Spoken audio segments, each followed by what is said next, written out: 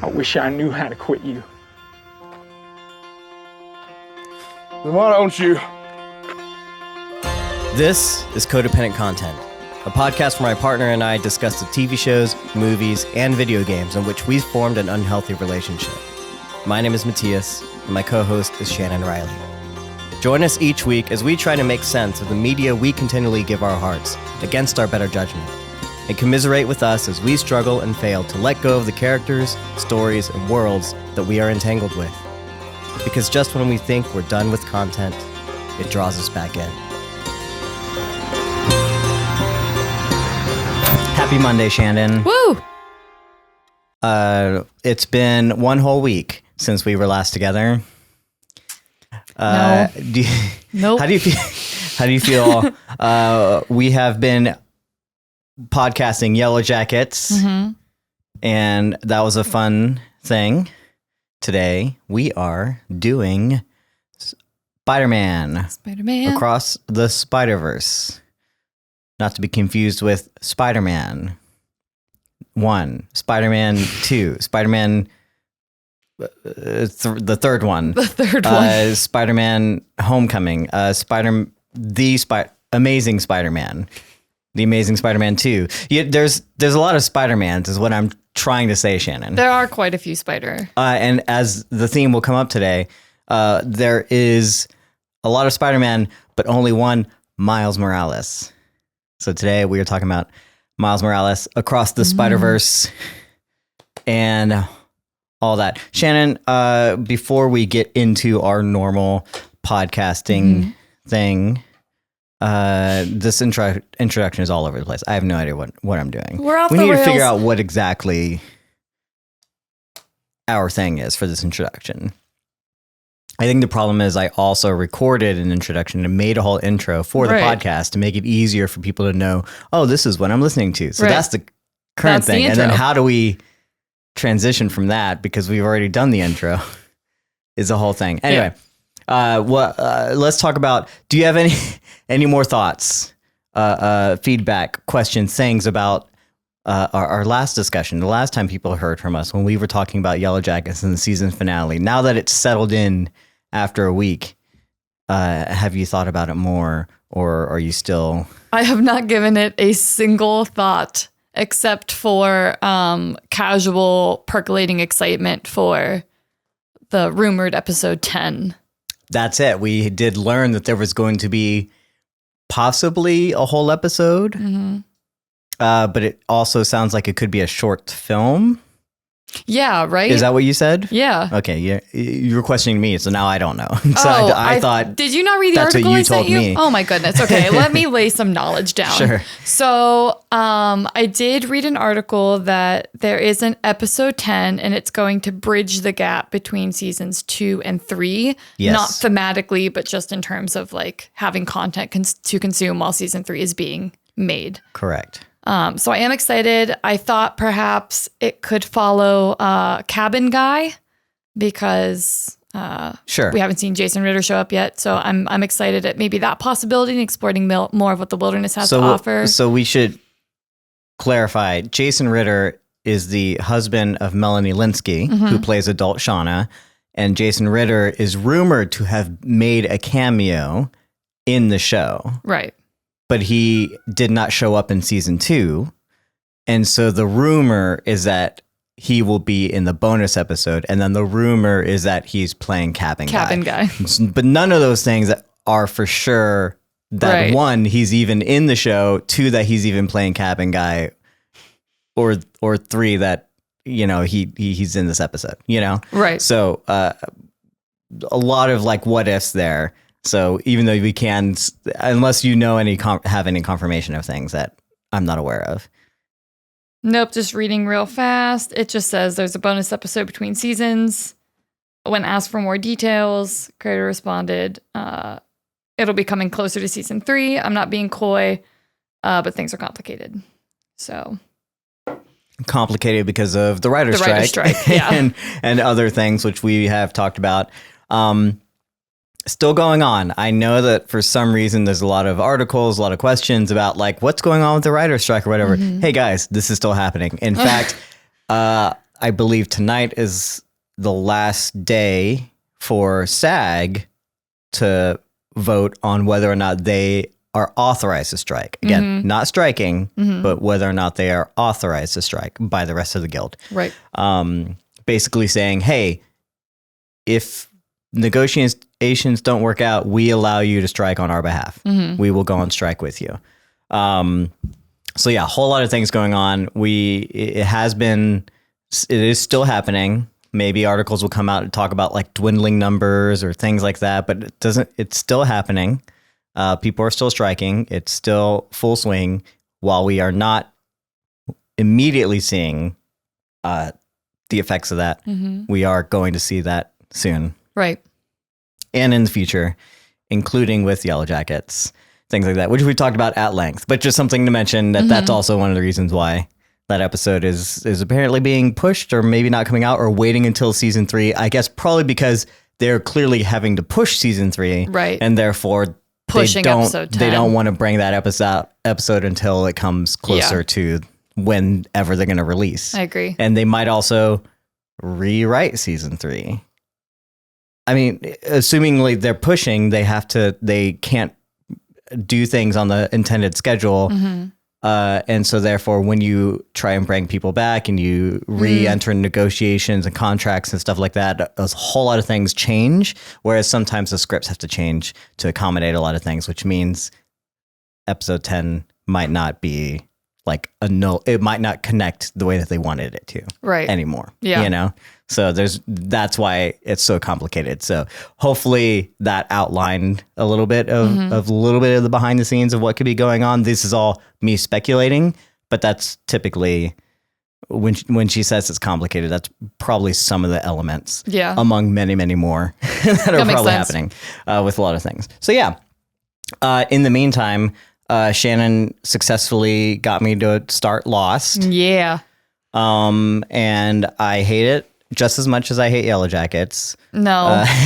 No, because this man sits down on the couch at night and turns Lost on and pays attention through the whole episode, even though you're kind of shitting on it, which I think really speaks to, like, it did have a powerful way of generating new storytelling, that even though we've seen all the like brain children of Lost, all the things that it's inspired, ways that we've changed media since then, you can still really see the foundation being laid. And I think it's still an enjoyable ride, even though it's much more cut and paste now that we are aware of the formula. Yeah, I'm being facetious. Oh, good. Okay. I think I still do not like, I mean, there's a reason why I stopped watching Lost, and that is still prevalent, right? And granted, the things about Lost that I don't like are less about the mystery boxness than Yellowjackets, right?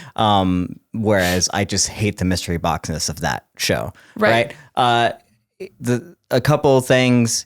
Lost, as you mentioned, is the first of this kind of ilk. It really changed a network, the landscape of network television, as well as introducing this idea of a mystery box show, which was the mystery box was actually coined by J.J. Abrams in his like TED talk. So it wasn't actually at the time known as a mystery box show. Whoa. This is just something that he like started developing and talking about in terms of like how he goes into making things, which Lost was one of the first ones and was clearly born out of his philosophy, right? So not only is it changing the network landscape in how it's telling television, but it's also introducing the idea of what a mystery box show is. Before the show, we didn't have, I mean, when this show came out, social media was not a thing. Right. And after it's when this show came out that we started getting people theorizing stuff, because we didn't have shows. We didn't theorize about things. We didn't gather around the water cooler every week talking about like what could be happening or like all the different, and there was no books adaptations that this was coming from. It was all original, right? Right. So we have to give it its accolades for being the first of doing those things. And I can see that how true that is. And when you're the first to something, usually you're the one that did it the best, because otherwise why would people be copying it? Sure. Sure. And Lost still does do it very, very well. I think that the mystery box, in this sense, in the way that Lost does it, presents these mysteries as the MacGuffin. And if you know what the MacGuffin is, another term that is not real but was coined and is now wildly adopted among film, MacGuffins are basically plot devices that don't exist. They don't do anything for the story. Right. In Raiders of the Lost Ark, the Ark is a MacGuffin because it really doesn't, it just propels the plot forward. It's the thing that everyone wants, but it doesn't have any bearing on the story of the characters or things like that, right? Same thing with like the Maltese Falcon and blah, blah, blah, blah. We all know what the MacGuffin is. And in this case, I think J.J. Abrams, being a big fan of Spielberg and Lucas, who introduced the quote-unquote MacGuffin or helped to, I guess, popularize the MacGuffin, J.J. Abrams as well brought in the mystery box, created a MacGuffin as a mystery, but didn't focus on the mystery so much. And Damon Lindelof and the ilk also started focusing on the characters as much as they could and giving us their stories. And then the mystery box as a MacGuffin was just always there, always kind of like present in the peripheral, and it did it very, very well. So I'm liking it in that sense. And I think that they are doing it much better than Yellowjackets is. It's still network television. Right. And it's still formulaic. No, of course. And I don't know if it's because I've seen so many shows like this before or since then. At the time, maybe it was all new, but since then I've seen so many shows like this. And now I'm like, I know where this is going. Right. This is very predictable. Right. And I also remember, there's also the fact that like it's so in the zeitgeist that I know what happens. I know the ending of the series. So part of me is like, oh, did I actually see that coming, or was it just because I remembered it? Well informed, yeah. So there's a whole lot of things going on. So to talk about like why they're doing it well and what it is. But I'm glad to talk about it. Should we bring up the article though about the book? Yeah. So Vanity Fair released an article that is basically, I don't know if it's an excerpt from a book, but it's like there's more detail to be had, but apparently there's this book coming out. I actually didn't look into the book, but basically it goes into the behind the scenes of the making of Lost. Am I wrong in that? It's called Burn It All Down, I'm pretty sure. And I don't know if it focuses solely on Lost. Maybe there's other things, but whatever's coming out of this article that's kind of promoting this book is almost what's the word I'm looking for? Not indignation, maybe not damnation, but like, indictment on Lost and the writer's room specifically and how things were done. And yes, that's very clear. When we look at Lost back then in 2002, 2004. 2004. In 2004 terms, from a 2023 lens, yes, it's clear there's three black characters that were just introduced in season 2 because we got a new one, right? All the main storylines involve white people. There's 2 Asians. Like, it wanted to be a diverse cast, but then it doesn't diversify a story, Writer's room are very different, right? Kate, you have problems with like, okay, Kate really does nothing, right? We joke so much every time a woman is running and then she falls in every piece of medium that we watch about like, oh, women just can't stay on their feet. We're joking, but like that's how they're written for some reason a lot. Shannon wants to be a stunt woman. I'm like, Shannon, all you're going to do is just be running and tripping. And it's weird tropes like that were prevalent already in network television at that time, much less younger 2000s. It's weird how much we've grown in 20 years to see how these things are. But this article goes way in depth about like what it actually was, the grilling process. I think the book goes into it even more about the grilling process of just making the show. But it really highlights the writer's room and the struggles that they were having and the kind of almost sometimes toxic, which all writer's room are. It doesn't claim that this is a unique thing, right? But very toxic, very hard to work in kind of like environment. That while the show was very, very popular, it wasn't always the best thing behind the scenes, right? Much less a Harold Perrineau, who plays Michael, who, spoilers for almost 20-year-old show, or actually a 20-year-old show, dies in season 2, claims that he was fired for possibly raising things that he perceived as, you know, not inherently, but subconsciously racist, you know? And granted, the writers do comment on the article. It's worth looking at. There's writers, some of them are anonymous, and then the showrunners themselves, they comment and they do what they can. Damon Lindelof, for his part, does say, like, I don't remember this. If I was like, this is not how a writer's room should be done, things like that. Like, he's, you know, you could say it's political, you could say it's a PR kind of thing, you know, to try and like save his image. But, you know, I do think that there is merit in the fact that, like, sometimes we don't know as management what's actually how people are viewing things that we're doing or how we're being perceived, you know? I think it's different too.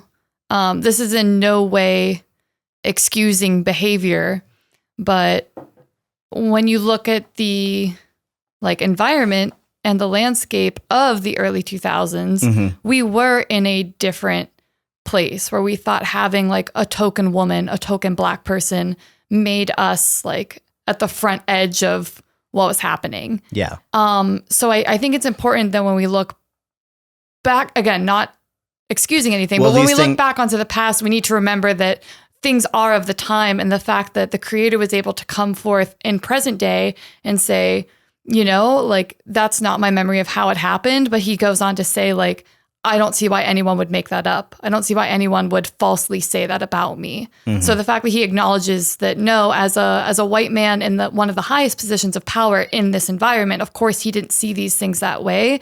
But of course, other people of different genders, races, and pay grades would have different experiences than him, I think speaks to hopefully his growth as a showrunner, and things that he's on now don't experience hopefully the same amount of toxicity that happened back when we were unfortunately more compliant with like inherent racism and sexism, because we weren't constantly calling it to the table to be examined. To be clear, I think Lost, even at that time, we talk about tokenism and representation, and at that time specifically, I think Lost was trying to, and at that time the showrunners probably thought they were like trying to break those boundaries. You know, they were having like main characters that hopefully didn't fit certain stereotypes, and it fails in a lot of ways, you know, but it succeeds in other ways. And at that time there was not many shows that were doing that, you know, so it's like, where do we, you know, how do we judge a show later on when, you know, it was a step forward? Did it, you know, dive fully in like it could have? No, but we're still struggling with that, you know? Like, is a step forward like good enough for what they were doing? Yeah. Right. I don't know. Right. We recently watched an episode where a character says to another one, "Oh, are you gay?" You know, and it's Sawyer and answer, and he's like, no, you know, like, or whatever. I can't remember how he said it. It wasn't exactly like homophobic, but it's like, well, what was the point of, like, what was the whole thing? You know what I'm saying? There's like bringing it up. No, absolutely. Like, so there are missteps at the same time that the characters that we're seeing are they're some of the stronger ones, you know, that we're seeing that we haven't been seeing in television. Some of our favorite characters are diverse, you know? Right. And so for me, it's like the only place I feel really confident speaking from is as a female identifying person. And I think I was just complaining about this to you. I just recently watched Ghosted on Apple TV, which Anna de Armas and Chris Evans. Which I knew I was not going to like because I'm now also tired of seeing the pendulum swing in the complete opposite direction, where we have like goofy, like helpless boyfriend with hashtag strong, hot, independent woman that's kicking ass and taking names, because I think that's where Kate for me starts to feel weird, because we try to give her agency a little bit. We try to get her involved. She's around when Jack and John are trying to blow up the hatch, but what is she doing? She's the messenger. She's running back and forth. You know what I mean? So it's like, okay, I can see the little steps that you're making as you try to create a more inclusive space for different genders and races. Yeah. And now we've also swung to the different direction where it's like, I'm also tired of seeing that. Women are so much more complex and diverse than either like the helpless hottie or the badass hottie or the ugly to haughty. And Everything Everywhere All at Once does a great job at depicting female characters. And I actually think that Across the Spiderverse does a great job with Gwen. Yeah. And I'm interested to talk about her too. But that's just my last little piece on Lost, is that my first time watching it, I had never seen a show that did something like Lost. I watched it late, but still, it was my first experience with a show like that. Yeah. And I remember as the series progressed being like, I don't know why I don't like Kate very much, because I'm usually super into like female characters. And as my palette is expanding as someone that consumes media, I'm realizing that it's because, again, Lost tries its best for what it's capable of in its time period, but ultimately falls short in meeting out all the other characters that aren't just like the main couple of white dudes. Yeah. I think it's definitely worth like having those conversations, especially as we go into like talking about the Spider-Verse, but because it's going to come up again. And yeah, it's so interesting to think about, like, were these good steps? Were they not? You know, and how much leeway do we give to these things? Lost is still a very big show. There are people like you that probably got so much out of Lost. And I know there's a lot of people that maybe hated the ending, but it's being revisited and people maybe love it. And there's some things where it's like, can you fault it? Can you not? Like, where are they playing a game where they have to concede to producers or ratings or whatever? And then how much of it were them like actually taking risks, you know? And can you like, do you hate something after the fact just because it doesn't hit all the things that we know now? Right. You know, that said, there is no room, I think, for a toxic or misogynistic or bully style environment within a writer's room or any department or anything. Right. We see that a lot of times in the film industry, and the things that I think were interesting about the article are just those that are worth pointing out, is that if that was the environment, that's bad. You know, if people did not feel comfortable speaking up, if people did not feel comfortable bringing to attention certain things, and if they were almost ostracized, or if they were discriminated for any reason, you know, then that's no fun. You know, it's no fun for us. I mean, like, clearly it feels obvious to say and almost dismissive of it, but I'm just saying, like, that is just not right. Right. We should be having inclusive, collaborative environments where people feel comfortable saying their piece, and not for fear of getting fired. Yeah. You know, Seriously. or getting taken off the cast, you know. I feel really bad for Harold if that is the case, if that's like what happened, you know, especially when the article goes to pains to really talk about like the very beginning, like how much of a get that he was because of what he was doing at that time and how good of an actor he was. Daniel Day Kim saying specifically he did the best work on Lost that he had seen him do, at that time. And if what happened, that sucks. Yeah. That is a big black mark on Lost for me.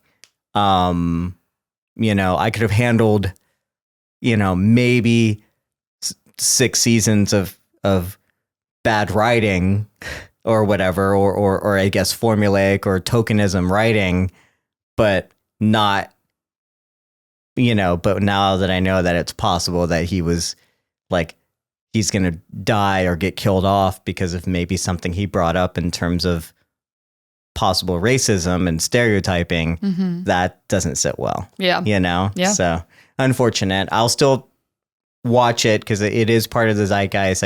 It's, I'm not like, am I giving my money, or my time or my value or whatever to these people? I don't know. It's like, it's at this time, it's like what I hope that my residuals, eyeballs, whatever, go to the actors now, and, cause like, I think there are some merits, like at the end of the day, there's always people in front of and behind the camera doing good things, even if that was true. And I don't want to like discount the entire series just because of one bad experience, even though that experience is very important, it's going to mark how I view it and things like that. So anyway, all that. Go check out the article. If you watch Lost or love Lost or curious about it, definitely worth checking out. I'm curious about seeing that book after I maybe finish the series, depending on if the book's all about Lost or not. Yeah. But also I have a lot of books I need to read. You do have, who doesn't? Are you a book reader if you don't go to Barnes & Nobles and buy 6 books and read none of them every time you go to Barnes & Noble? We got to have that experience, right? Yeah. We can all relate. Yep. Yeah. So I think that's everything we've watched. That's everything we've been talking about. There's our little culture talk. Do you want culture corner for the day? Our culture corner. Do you have any final thoughts on, we just finished Succession? It was a good show. We talked about a lot, the finales and stuff last week. I'm sorry, Ted Lasso was this week, right? Yes, Ted Lasso. There it is. Okay, so this is hard to talk about because there's a weird backlash against Ted Lasso. Why? Season 3. I don't know. Oh. I don't know why. I just see a lot of people not liking it, but I haven't gotten any in-depth reasons as to what their problems are. Yeah. There's like apparently like a lack of focus, like a changing of like where things are going, and it feels really disjointed. I still got emotional almost every episode, and I can maybe see a little bit of what they're talking about. It does feel different at times. I do think season 2 was worse though in comparison. Yeah, like that's fair. like, so I enjoyed this, right? There are things like the whole Zava storyline, which feels like, what was the point? And I think there was like rewrites or reshoots, and it's possible that they shifted halfway through, and so that's why he kind of went away. Yeah. So yeah, but the back half isn't bad by any means.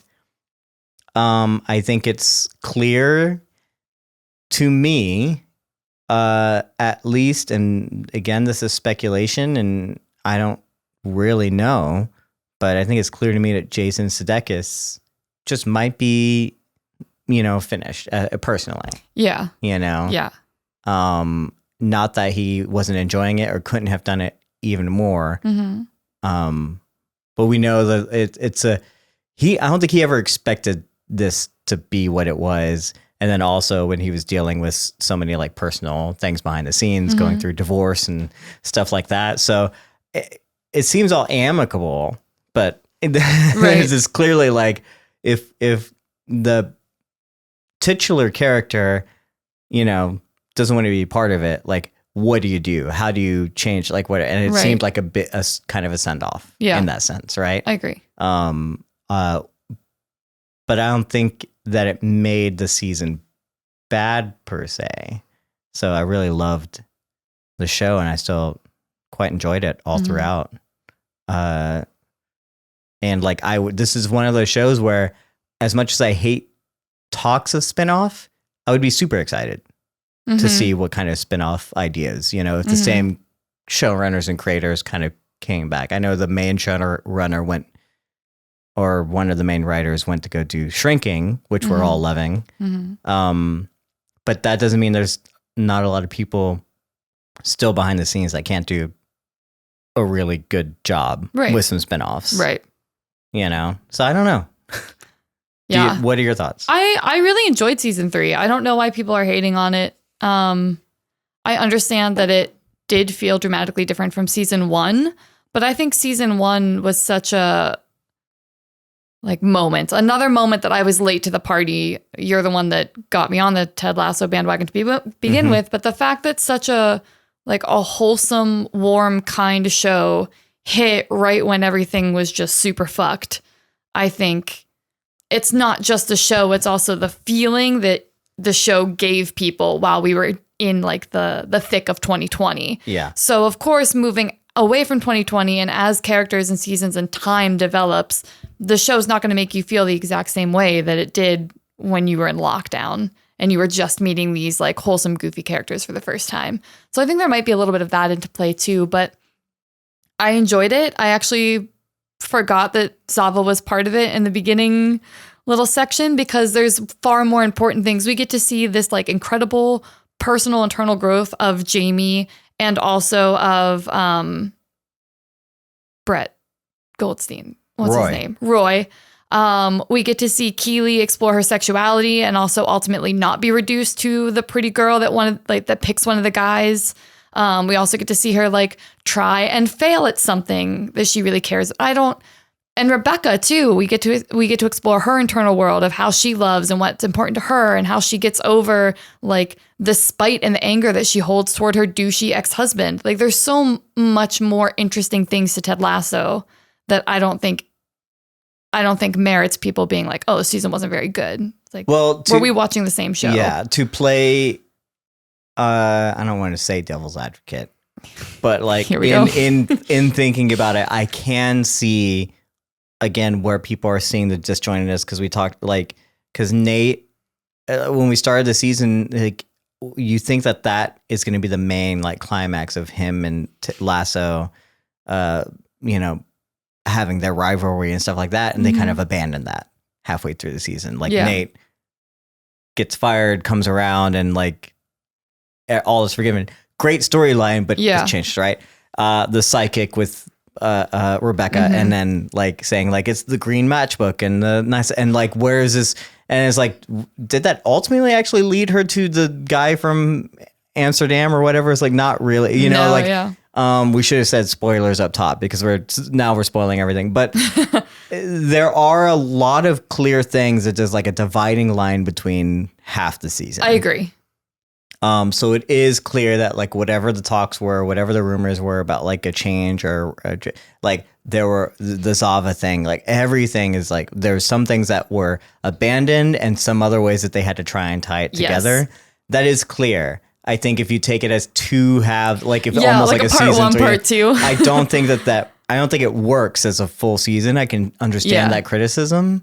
I think maybe I think they towed the line very well. I think they walked the slack line in terms of balancing that and transitioning into the second half of the season into a way that I don't notice until I think about it. Yeah. There are still little things where I'm what was it? I think the restaurant stuff was great, but then it feels almost abandoned, we do get a little bit less of the players' storylines, so some things good, some things it is weird when you think about it. But it's if someone wanted to leave, what else do you do? Right. So I don't know. I think they did the best that they could with whatever information that they had. And again, now that you pointed out, I'm oh yeah, we really did take a hard pivot halfway through the season. Yeah. But for me, not in a way that diminished my viewing at all. Sure. I was along for the ride every episode, even when we did kind of just be oh, okay, we got to wrap all these people up right now in a cohesive and warm way. And I think they did. I really like where everyone's ending up. I'm going to miss spending time with these characters every week, but I hope that they all go off to do cool projects elsewhere. Yeah. Yeah. I would love to see any of them again. We talked about any of them in a Star Wars or something. Like, right. I want to see who's Jamie Tart. I want to see that actor do something. Oh, for sure. And I don't want this to sound weird. I say just not British, mostly in the fact that like I don't want people to get stuck just being that British actor that sometimes makes a cameo and like an American thing is like, yeah, no, come over if you want to be a part of Hollywood. I would love to put you in something. You know what I'm saying? Yeah, I do. You know, so that's what I mean by like, don't do any British things. Like we've seen you be British, which is not to say it's like you can be British all you want. I don't want you to get stuck. With your cute Cockney accent, but yeah, go do something else so I can be like, oh, character development. Yeah. Well, he always, Britain actors, they'll do something, we learn about it, and then they'll get stuck. I don't want to say stuck. London, everything, they're known for like the theater and scene and some really good shows. I guess because we're in America, we don't always get the shows in the BBC right. and we're not always like aware of all the actors. There's still like so many like Idris Elba things that I need to catch up on that I haven't seen that he's done in the BBC world that I just don't have access to. Some of it I do, but like I just haven't watched, you know? Yeah. And it's so rare. So I like want them to like make the jump, you know? Yeah. Because there's some good actors. Some of them already have, obviously, and but I'd love to see more of them in other places. So yeah, I mean, we're gonna get a Brett Goldstein. Hopefully, I don't know if this is still happening, but he's Hercules in Thor: Love and Thunder. He makes that little after credits thing. Yeah. So assuming that we're going to get more Thor or at least something in that realm. Maybe. If Chris Hemsworth does come back or not. I'm not saying he's not, but I guess we just don't know yet what's happening there, but we're going to at least see him as Hercules. So I'm really excited about that. So I forgot about that completely. Yeah. So we've talked at length about other things, which is fine. This is our podcast. This is what we talk about. This is what we do. But today, Shannon, we're talking about Into the Spiderverse. If you Across the Spiderverse. I'm sorry. Yes, sorry. The first one was Into the Spiderverse. We're going to spoil both, right? So here's a spoiler warning. As opposed to Yellowjackets, normally we kind of spoil everything from the top. I do think that we'll have a section where we just give our general thoughts, try and talk about things without spoiling anything, not giving away plot points. And then there will be a section that is specifically for just everything, you know, spoilers, beware, that kind of thing. Because this is a movie that is still coming out, you know, if you're here and you just love to hear us talk and you want to be first here, we enjoy coming here. If you're like, why should I go see this movie? Then yeah, we're going to give you your general thoughts about what you think. And then hopefully you can go watch it and come back and enjoy the spoiler discussion. Okay. So that's just to let you know about that. And I made that awkward sentence structure to segue into, I guess, now we're ready to talk about Spider-Man Across the Spiderverse. Shannon, what are your general thoughts about Across the Spiderverse? I loved it. I loved every moment of it. It was almost 2.5 hours, and I could have sat and watched 2.5 more hours consecutively.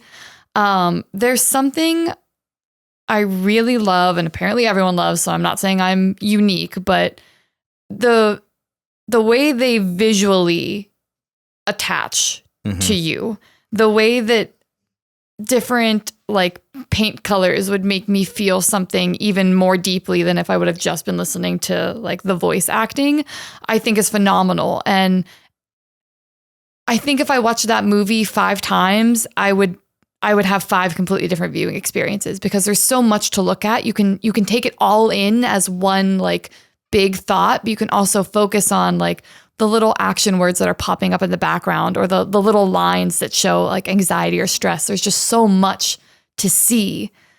So visually, it's perfect for my little ADHD brain. But I will also say that I think Into the Spiderverse was strong storytelling. I got to meet Miles for the first time, but I really like the second one. Well, I feel Shannon, like not to interrupt, I'm sorry.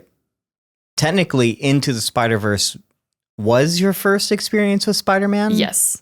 With Spider-Man, period. Spider-Man in general. Yes. Any Spider-Man. Yeah, you hadn't even seen any of the Tom Holland Spider-Mans, or did you see Civil War? I didn't see Civil War either. So you'd seen no Spider-Man things before Into the Spiderverse. Correct. It just interesting to me, worth mentioning about why that was so important to you. So this was huge for me. I didn't even know that like different types of spider people existed. So to see this presented to me in this way was like a wonderful just breath of fresh air, honestly. And in tandem with the visual storytelling and the art media, I was just in love with it.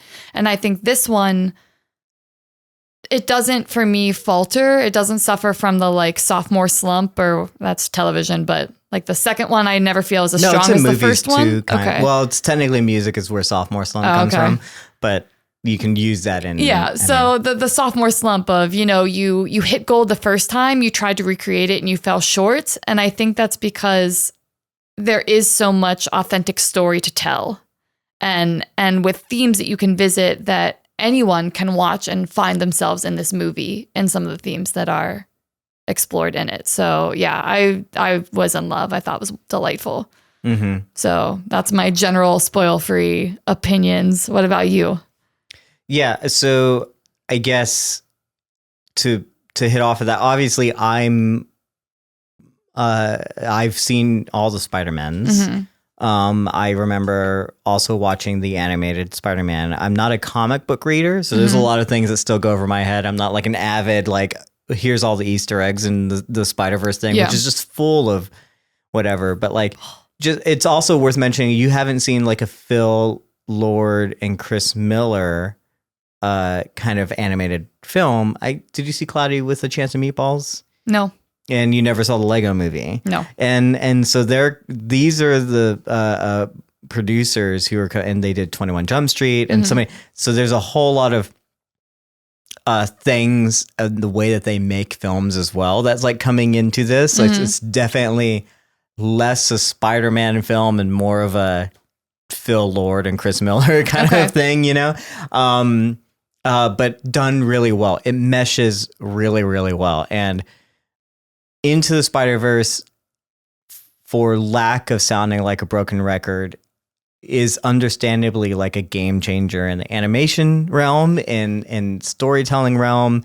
It just is overall just a fantastic movie and a really good Spider-Man movie. Mm-hmm. That said, it doesn't necessarily exist without the rest of the Spider-Man.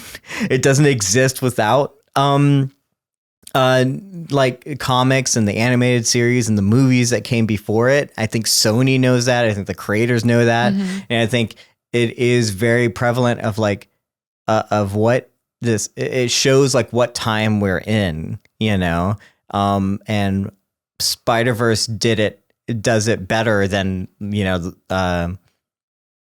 what was the most recent Tom Holland one? Not Uncharted, Far From Home or whatever. Yeah. Not even that, because Homecoming was the first one. God. Far From Home was honestly, this is. I have a point to make. Keep going. But like when we see the cameo of Andrew Garfield and Tobey Maguire show up in with Tom Holland, like, and that doesn't exist without 20 years or more of like Spider-Man movies, and like the same thing here. Like we don't get a whole lot of Into the Spiderverse, or even the things that happen in Cross the Spiderverse. And I won't spoil it. We'll get into plot points later, but there's like major things that like you don't understand that unless you have like an understanding of like who Spider-Man is, and like have like been ingratiated in the culture. This is a movie that is of its time, but in not a bad way. Like it can only exist now. Right. Which is really interesting. So the fact that it is so game changing, the fact that it is so groundbreaking in the way that it does things, and we're seeing new animation come about and the way that people are doing things because of this movie and Into the Spiderverse before it, you know, and this is just taking everything and going to the next level. It's saying like, you love this one, how about this, you know? Yeah. And it's like, and it literally is like, we thought the first one was game changing. No, this Across the Spiderverse is like 10 times there. It took like another big leap. Yeah. And as someone who works for Corridor Digital and like is helping work on their like anime stuff and seeing like the groundbreakingness of like the kind of like the AI and how we're doing like trying to change animation, you know, and taking cues from the Spiderverse movies, you know, and how they're doing things. Like we, you know, I thought we were sort of getting a little bit of ahead, right? It's like, no, this is so much more. I mean, granted, they have like bigger budgets than we do, but it's like, oh, we're not even close to catching up. This is light years ahead of everything that's happening in this space, in filmmaking or whatever. And like, it can only happen now, which is just such a weird thing to think about, you know? And so, and I almost hate it because it's Sony, and I hated so much that Sony owned the Spider-Man rights and Marvel couldn't do anything with Spider-Man for such a long time. They couldn't do anything with, there was other things too, but like other characters, right? And like they kept Tom Holland. There's still this kind of like trepid relationship where they have to like share the universes, you know, and sometimes they interact and sometimes they don't, and I hate it, right? But then because I want Marvel to have the stuff that they own, you know? I do not. But then something like this comes out, and I'm like, this is amazing. I can't believe Sony is doing this. Sony, to me, usually fails in this realm. And I think it's just a support of Phil Lord and Chris Miller, everything they do, all the team. people, the art team, everyone that's putting so much passion behind this, the actors, 100%, like 110% they're putting in, you know, they believe in it. Like there's so much. And then Miles Morales as a character is just the perfect character for now. Miles Morales didn't exist until like the early 2000s, from what I recall. Again, not a history comic book aficionado, but like he's a fairly new character in the long Spider-Man canon. Miles Morales is the perfect like avatar for this story and just telling these stories and just entering this and like in the themes that it wants to tackle. And this multiverse thing right now, I think this is beyond, except for Everything Ever There All at Once. This is the best multiverse saga that we're seeing. Absolutely. I do love Loki, but like it's beyond that, like Marvel's not doing it so well. And this is such a good multiverse saga. It's so much fun. It's so inventive.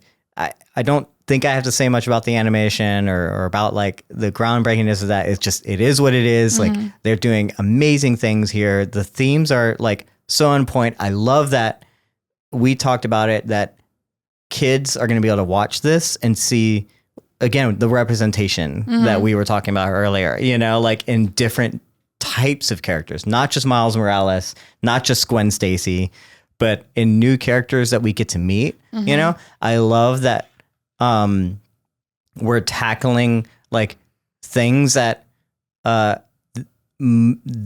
people is like Miles Morales. Let me back up real quick.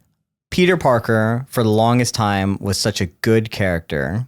We'll talk about this more, because anyone could see themselves behind the mask.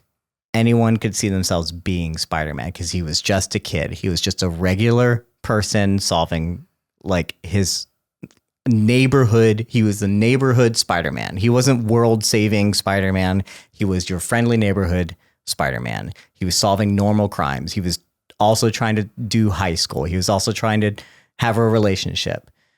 That was the groundbreakingness of Peter Parker.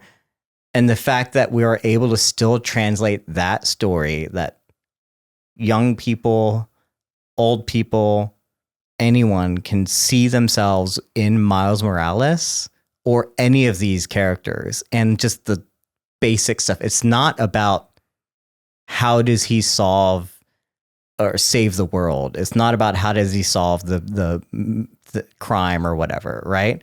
It's about how does he do this while figuring out who he is? How does he balance like his family struggles, like, and being in a mixed household, how does he learn to grow up and stay young, balance adult responsibilities with what he feels like he is, right? How does he, there's so many cool things about here where it's like, this is just, it's not a superhero thing that we can't relate to. Like, Spider-Man is relatable to like everyone. And I love that. And that's always been what Spider-Man is. And I love that Miles Morales is just, he is a quintessential Spider-Man to me, and it's, everyone can see him and relate to him, and that he does feel different from Peter Parker, and but he's still dealing with these themes. I just love that. I love all of those things. Yeah. Any other thoughts that I talked a lot about? Oh yeah. I have a ton of thoughts. I thought we were just doing a quick little, Well, non-spoiler, we can talk as much, just don't spoil anything, just in terms of like general stuff. If you can't talk without spoiling things, if that's not something that you want to do, then no, of course not. I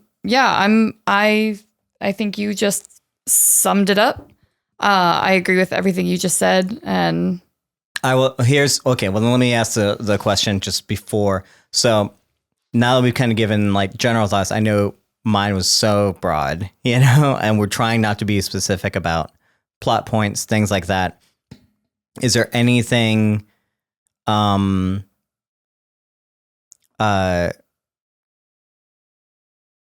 character-wise that you want to talk about, like in general specifics, just specific character things, and then also like what, like, who do you think this movie is for? Who do you think will enjoy it? Like, what should people? I think you just summed all of that up. This movie's for everyone.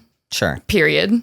Whether you're familiar with Spider-Man or not, this is a very easy gateway into the universe, because whatever you don't know, they explain to you very intelligently. In certain terms, yeah, sure, yeah. And yeah, I don't have anything about characters to bring in without diving more into their backstory. Sure. So I'll leave that for. I will say I love when they finally bring in Jake Johnson's Peter Parker, and his daughter's there, Mayday Parker. Is that a spoiler? That's not a spoiler. It's in the trailers. I'm gonna, okay. So it's like he's there. Okay. And that's again just like a fun addition. Like there, I miss the dynamic of those Peter Parkers. Gwen gets a little bit more in this one than she did in the last one, and it's so good, and she practically bookends this film, and I don't think that's a spoiler. I think that's just if you if you thought you were going to see a Miles Morales story, just be prepared that like Gwen Stacy plays a big part in this, and I loved her character. In fact, I almost feel like this is her film almost when I think about it. Like Miles Morales is a big part of it. It is still a Miles Morales story, but the fact that she bookends it and she plays a bigger part, there's certain things and certain plot points that happen that I think it's so great that like not only did the first movie introduce us to Miles Morales, ingratiate us to him, really solidify him as a Spider-Man, and which I think this movie does even better. But then like Gwen Stacy like was kind of like a side character in that, and now they're saying like also Gwen is real, tangible, actual person, and is a true Spider-Woman.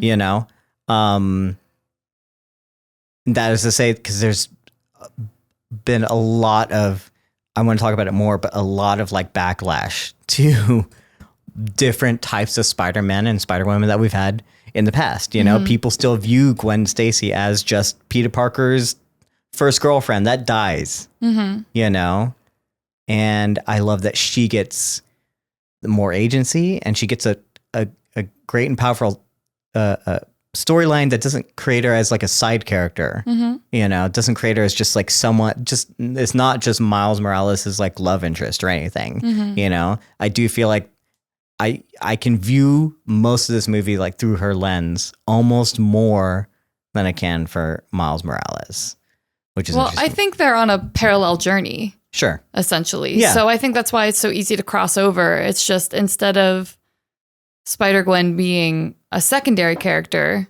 because in the first movie, again, you said we're really establishing our connection with Miles. She even opens, I forget exactly how it's phrased, but she's like, and this, because while Miles is dealing with this, she is also dealing with this, not in the same capacity, but it's the same like theme. Thematically, they are going through the exact same experiences together. And I think that's why this movie is so cohesive, because you can take two journeys, but they are essentially the same, like, the same feeling and the same mindset, which I think is interesting. So, yeah. One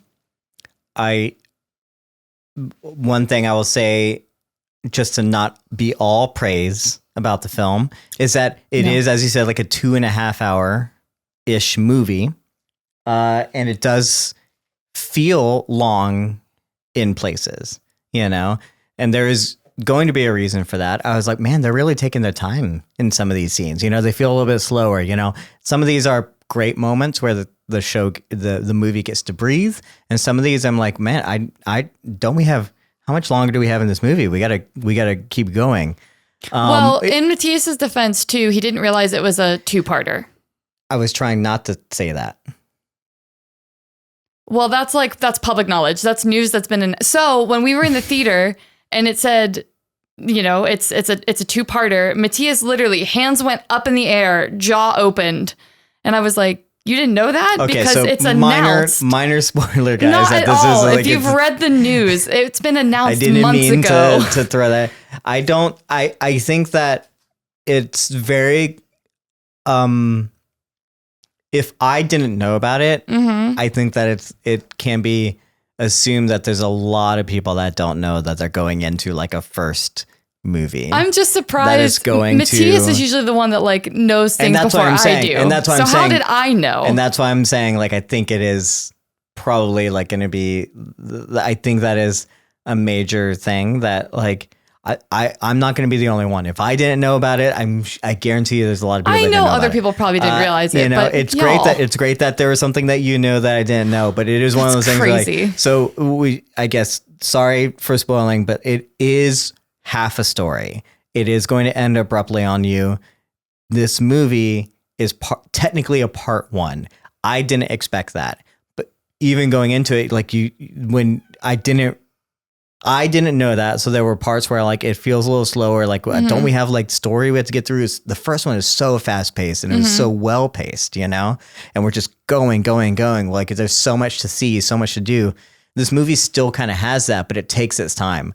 Knowing that it's a part 1 does feel better, but it doesn't help the experience of being like, man, this is a long movie. And then if technically it doesn't end, so technically there's another movie to come, it is really maybe a 5-hour long movie with like a break in between. That's a long movie. It's gonna feel long. I did say I could sit through apparently like 5. Well, that's an interesting point, because I wanted to touch on, I'm gonna disagree with you just a little bit. I think, so throwback, we saw Fast 10. Fast 10 was half a movie for me. Yes, I also do not like that. It was like, okay, I know what I'm here for, and I buy into it because it's like the Fast and Furious franchise, but ultimately, like, not a powerful or like technically well-crafted movie. I think this movie, Across the Spiderverse, feels like the second Star Wars installment.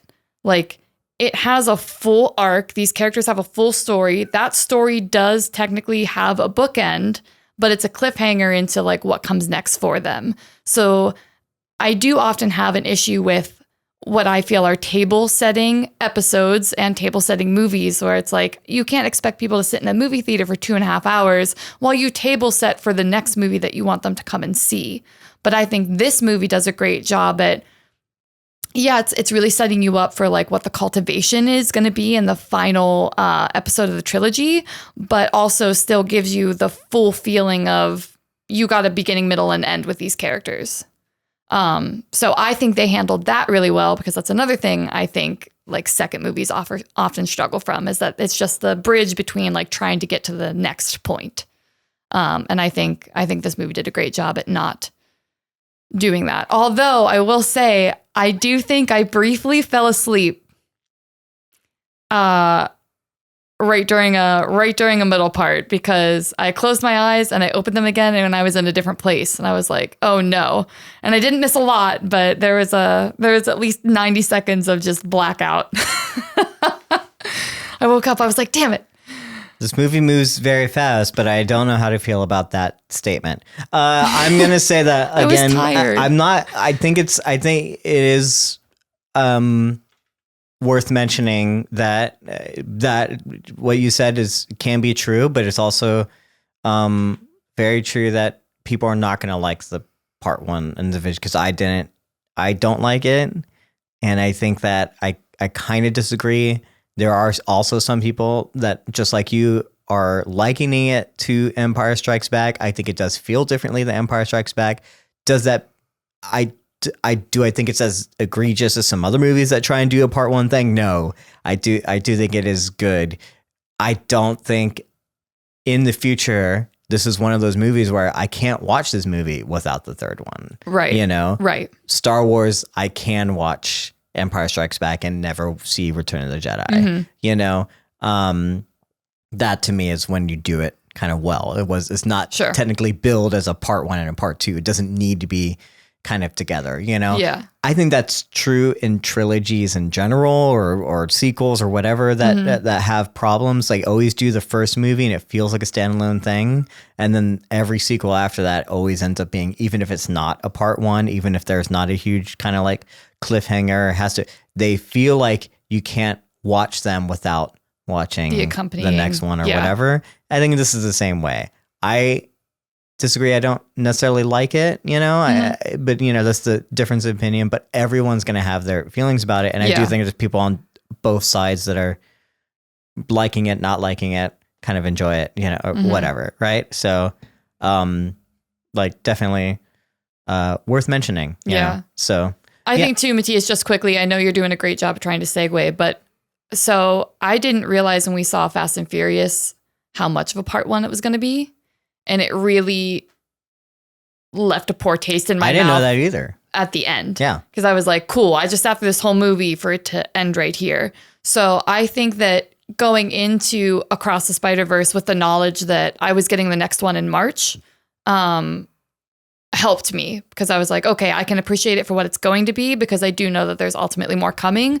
Whereas with Fast and Furious, and probably what you experienced then in this movie, was like, wow, I was pacing, because we all have internal like movie pacing. You can tell when you hit like the first little climax and then the problem and then the real climax. And you're like, oh, where are we going with this? Because I feel like we're getting to that time where things like where threads should be coming together, and we're not there yet. And I totally understand that.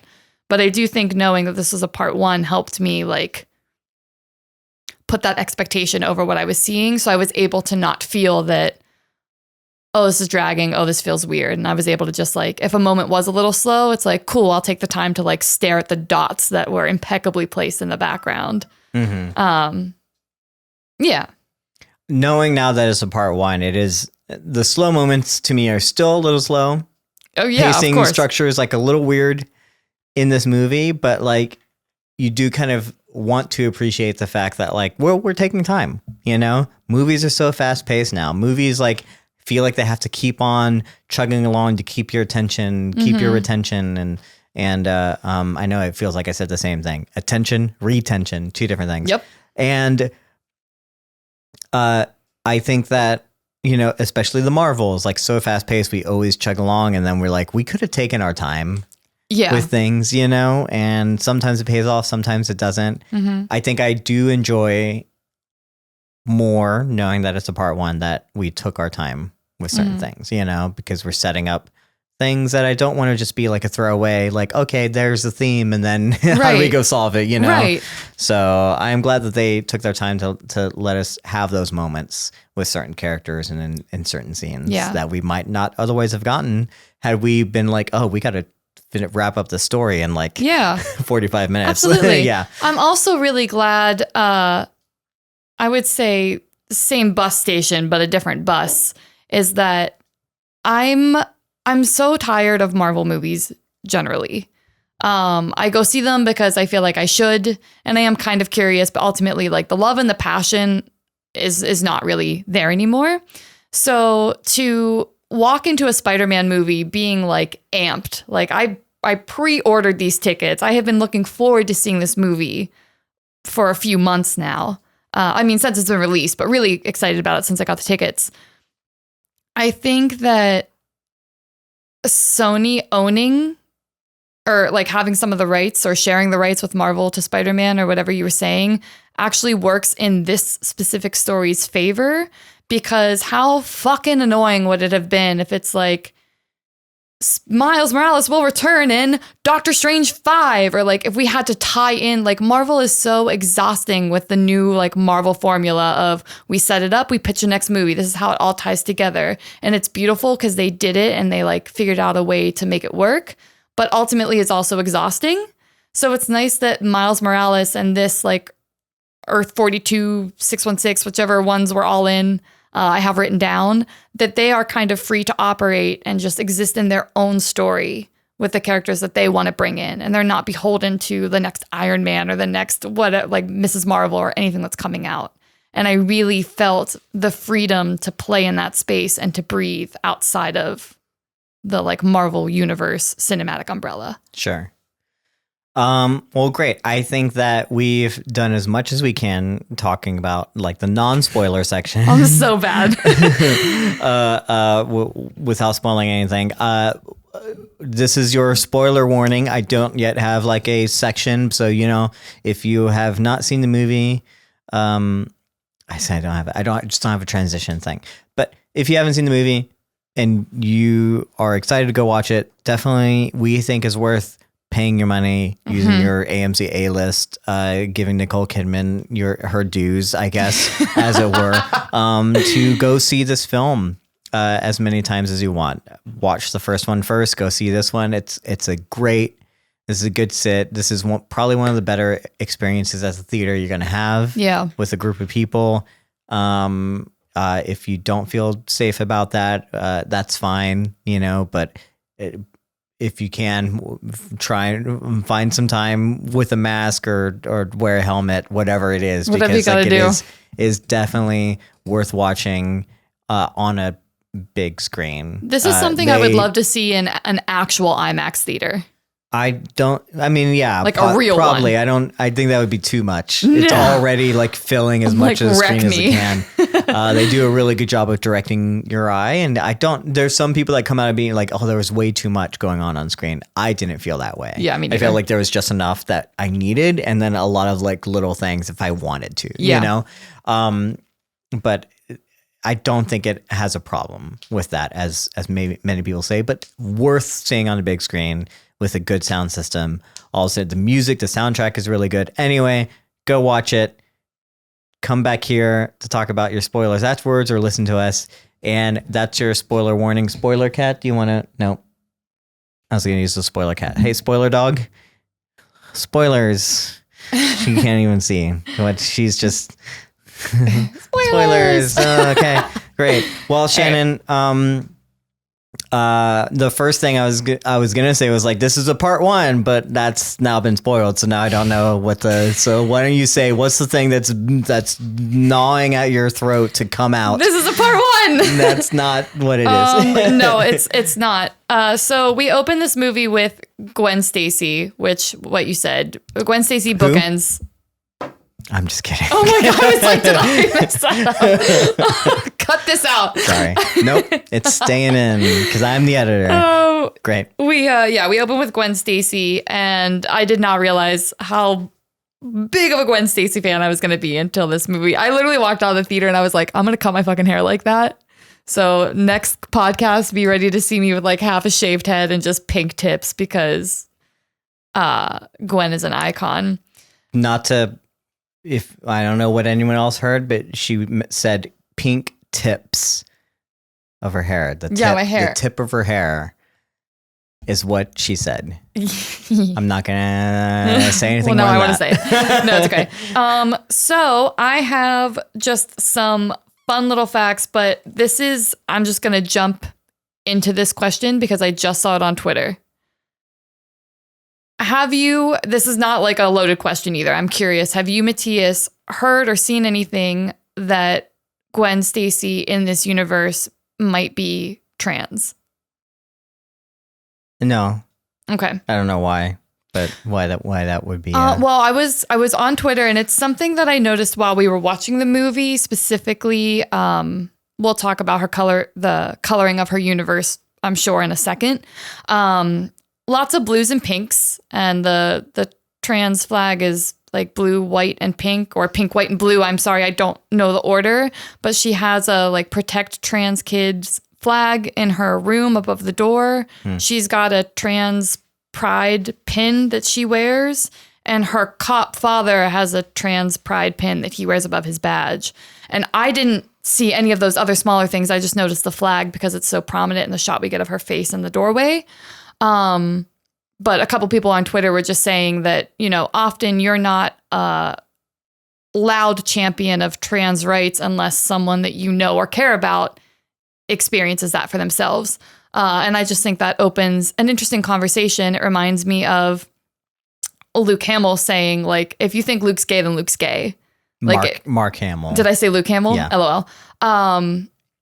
Yeah, saying that if Luke is gay, then he's gay. If that's what you see, then it's the truth, because it's up to us to decide what medium means to us.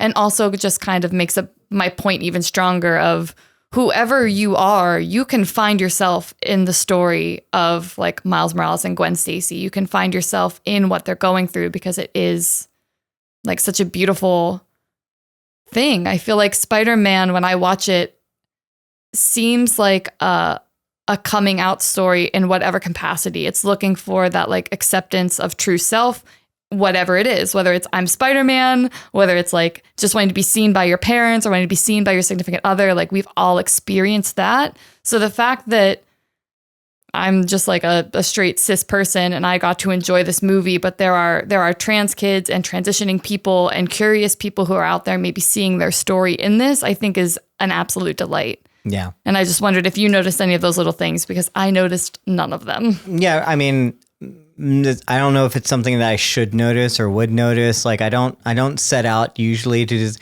Mark Hamill is a very good example of this for me, because as a person that is half Asian, I didn't grow up thinking I was different. I never once thought about the fact that I don't look white or whatever. And maybe I'm passing and that's why. Maybe it's because I grew up around my white side of my family and that's why. I grew up in South Texas. I never thought about it. Never crossed my mind that I was different. I was a different ethnicity, that I might look different.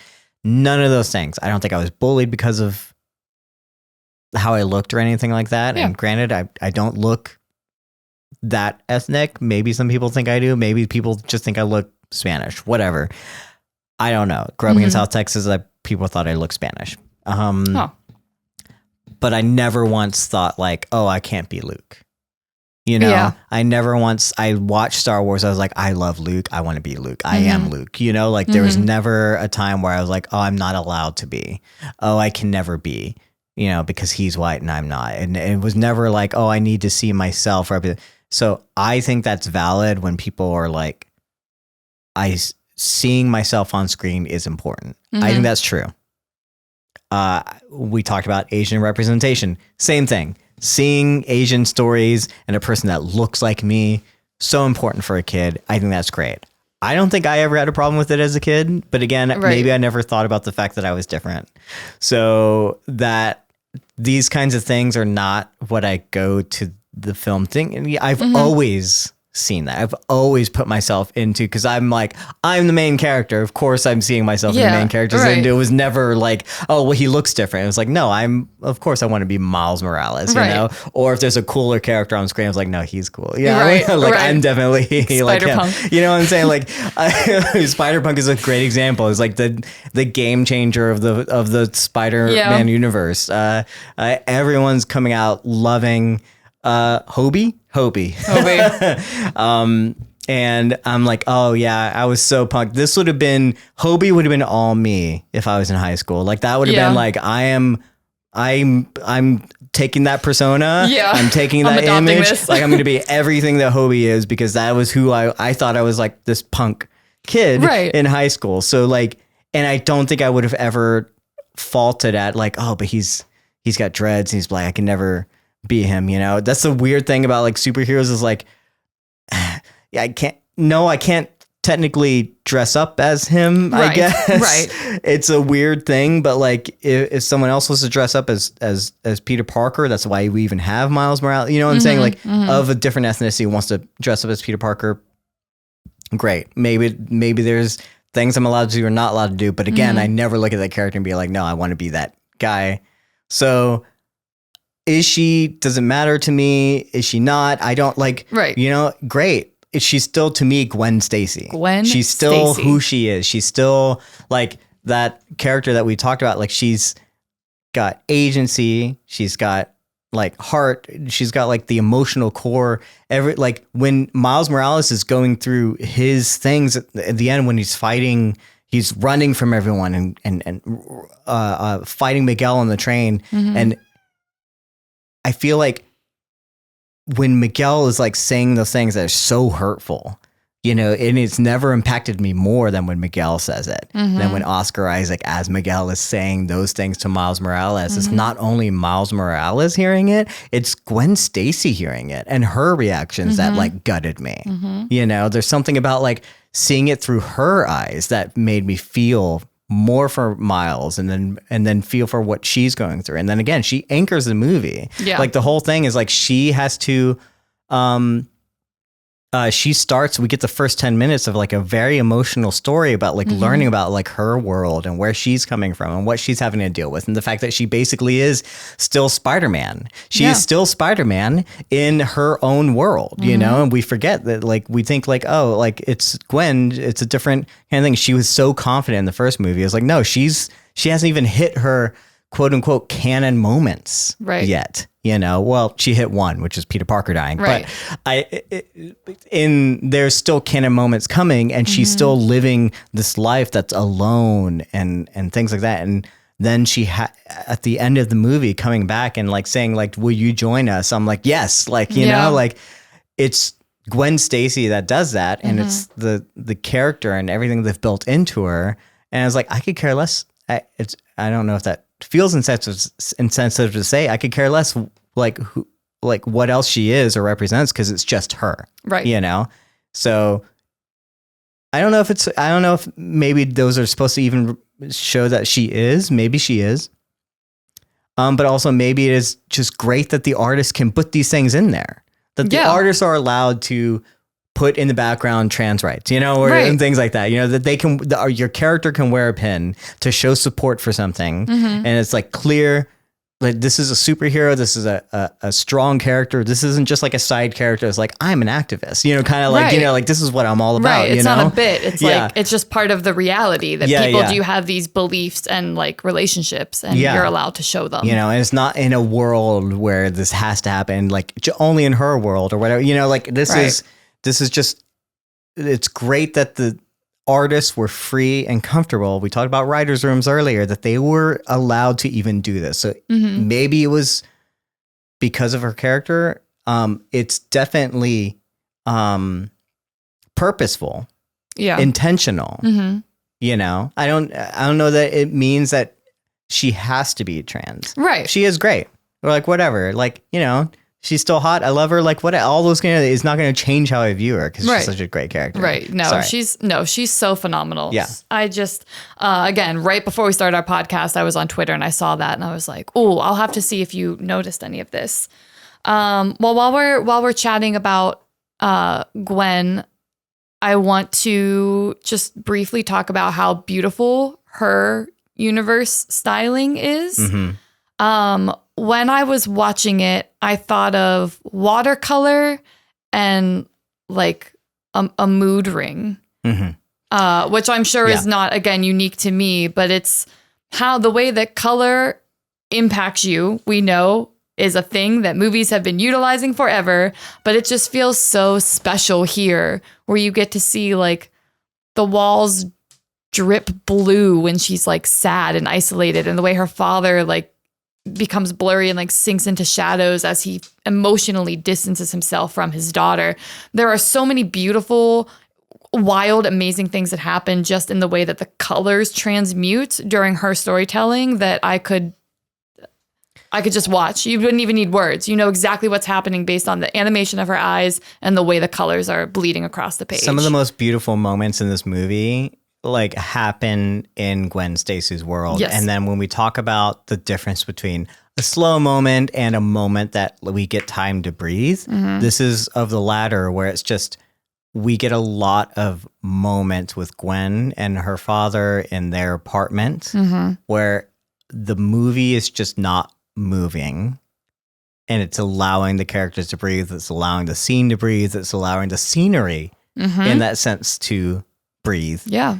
And it's hard to express in a podcast form, like how beautiful that is if you haven't seen it. Right. But like, this is a moment where they have clearly taken a leap in taking what they learned from the first movie and then taking it to another level. Yeah. So there's whereas we've seen Gwen and the different styles, all the characters were in the first movie, different styled characters brought into Miles Morales' world. Now we're seeing these characters in their different worlds, and we're seeing them animated in their different versions, as well as the world themselves taking on.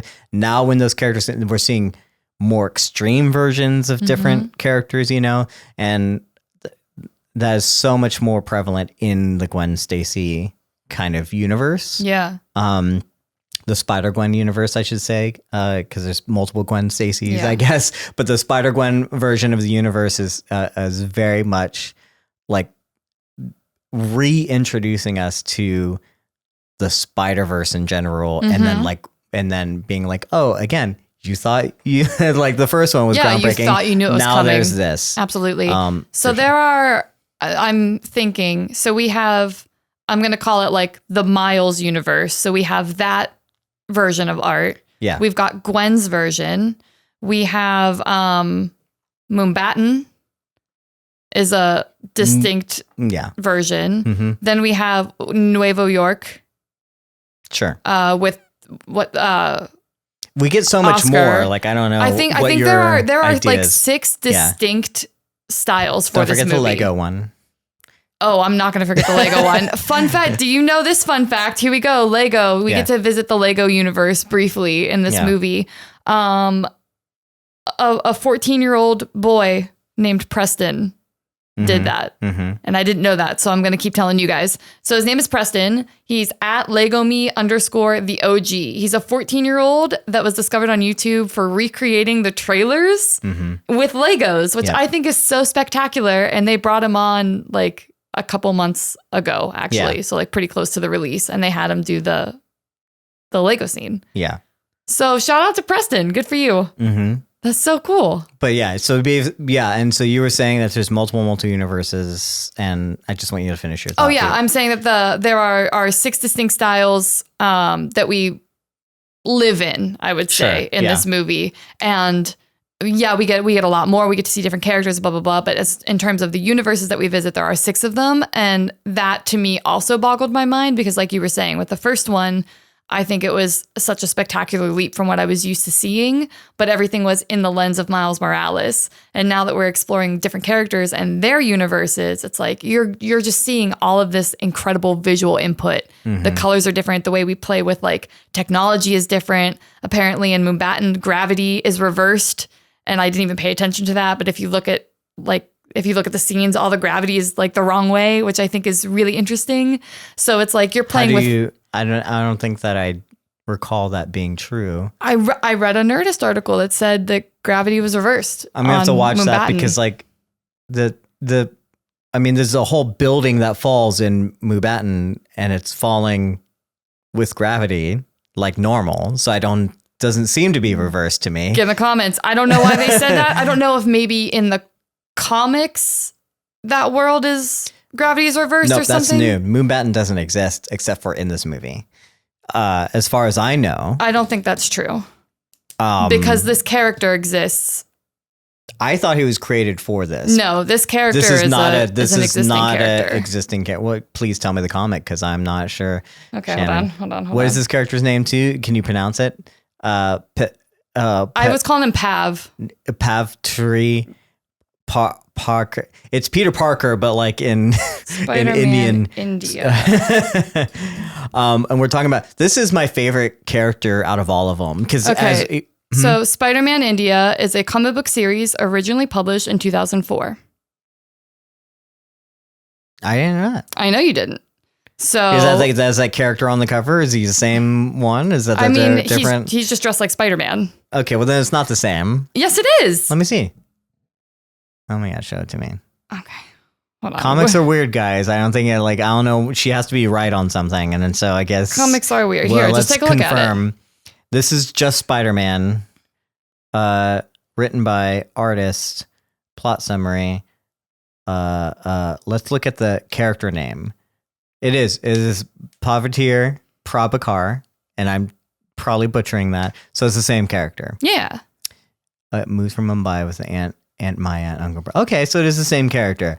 The representation of this Spider-Man is very, very different. Yes. In the comic, it looks like he's just in a Spider-Man uniform, but in this movie, we get to see the cultural representation of like what Mumbattan and Spider-Man India might bring to the table. Well, I love that. I didn't know that he existed. Now I'm wondering what other Spider-Mans existed that I didn't know, because I thought they were introducing a whole bunch more that did not exist, but maybe that's not true. So our main five that we spend time with, the Spider-Punk, Spider-Bite, India, they're Spider 2099, they're all real.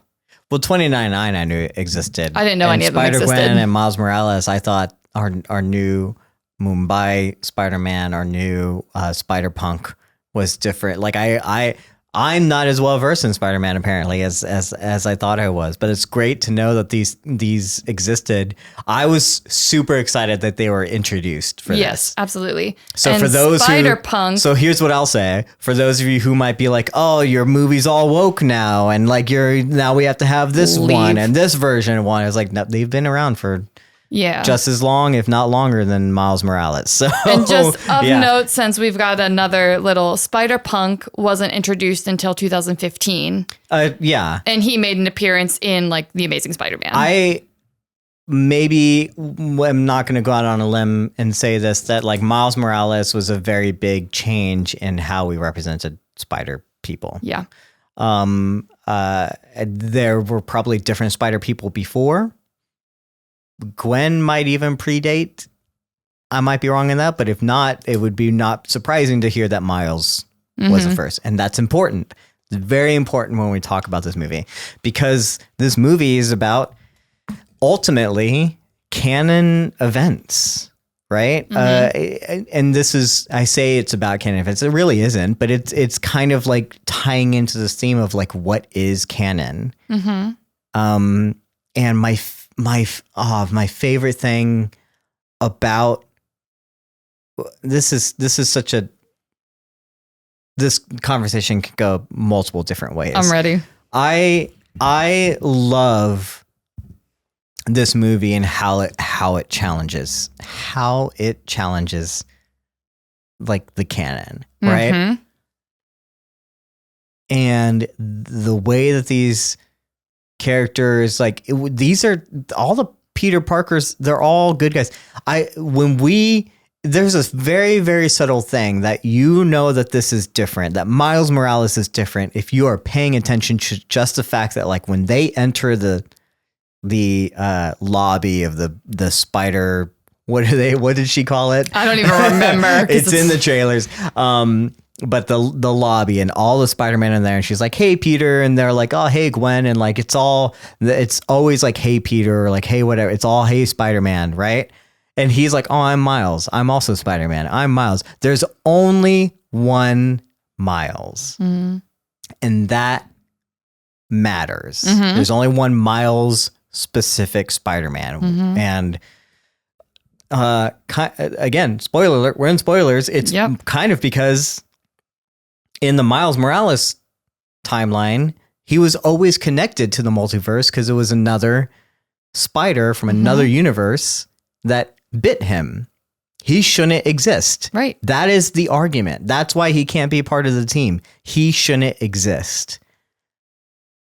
And I was watching something on Twitter, the creators talking about where the interviewer smartly asked, like, is this a surface level, like representation of like how Miles was, perceived and received originally and stuff like, and that is true. And they're like, yeah, absolutely, for sure.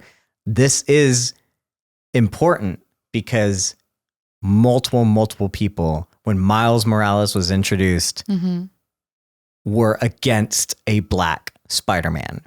This isn't canon. They dismissed it because it's not Peter Parker. You can't change the canon. You can't do all these kind of things, which to me is very interesting because these are the same people that probably love Batman Beyond, which is about a younger, like different Batman, in the future. And Miles Morales basically is that. He's not taking place of Peter Parker, but he is a different version of Spider-Man, you know, and he has all the Spider-Man traits, but he's not Spider-Man, it's like, oh, you had to go and create your own. And there was some backlash, and not everyone, there's obviously people who loved him, and maybe it's a minority, but that is a clear imagery to show that like, no, he shouldn't exist is the thought. That's why he can't be on the team. That's why he shouldn't be here. He is an anomaly. Right. Wow, like that's such a tough thing, like to like hear and to like I was racking my brain. I was like, well, why can't Miles Morales be a part of this team? Whenever we know like he can't. They're clearly saying like even Gwen could barely be a part of the team. Right. And I was like, is it because he's like younger? Or like whatever, like he's still learning because that was the part of the first movie, he's like, whatever. I didn't think about the fact I was like, oh, like he's the only one. I forgot that the spider came from a different universe. Granted, I don't know if this is a comic thing.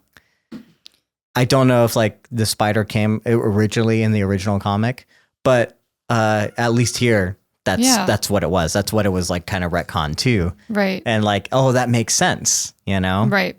Well, this idea of like a false Spider-Man because the spider bit the wrong person. He shouldn't have even been in that position. And he's the reason why his universe of Spider-Man died in the first place. Yeah. But in juxtaposition with the idea that anyone can wear the mask.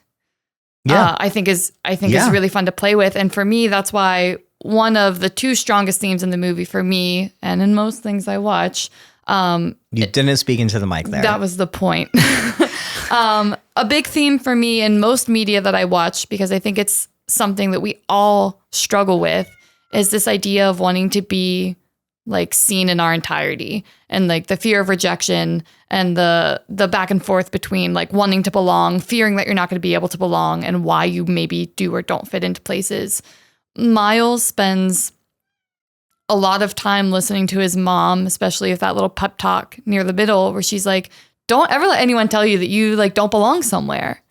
And he's grappling with this. Not only does he not feel he can share his full identity with his parents out of fear of whatever, he now also, the other half of him isn't being accepted by the other half of him that is burdening his regular life.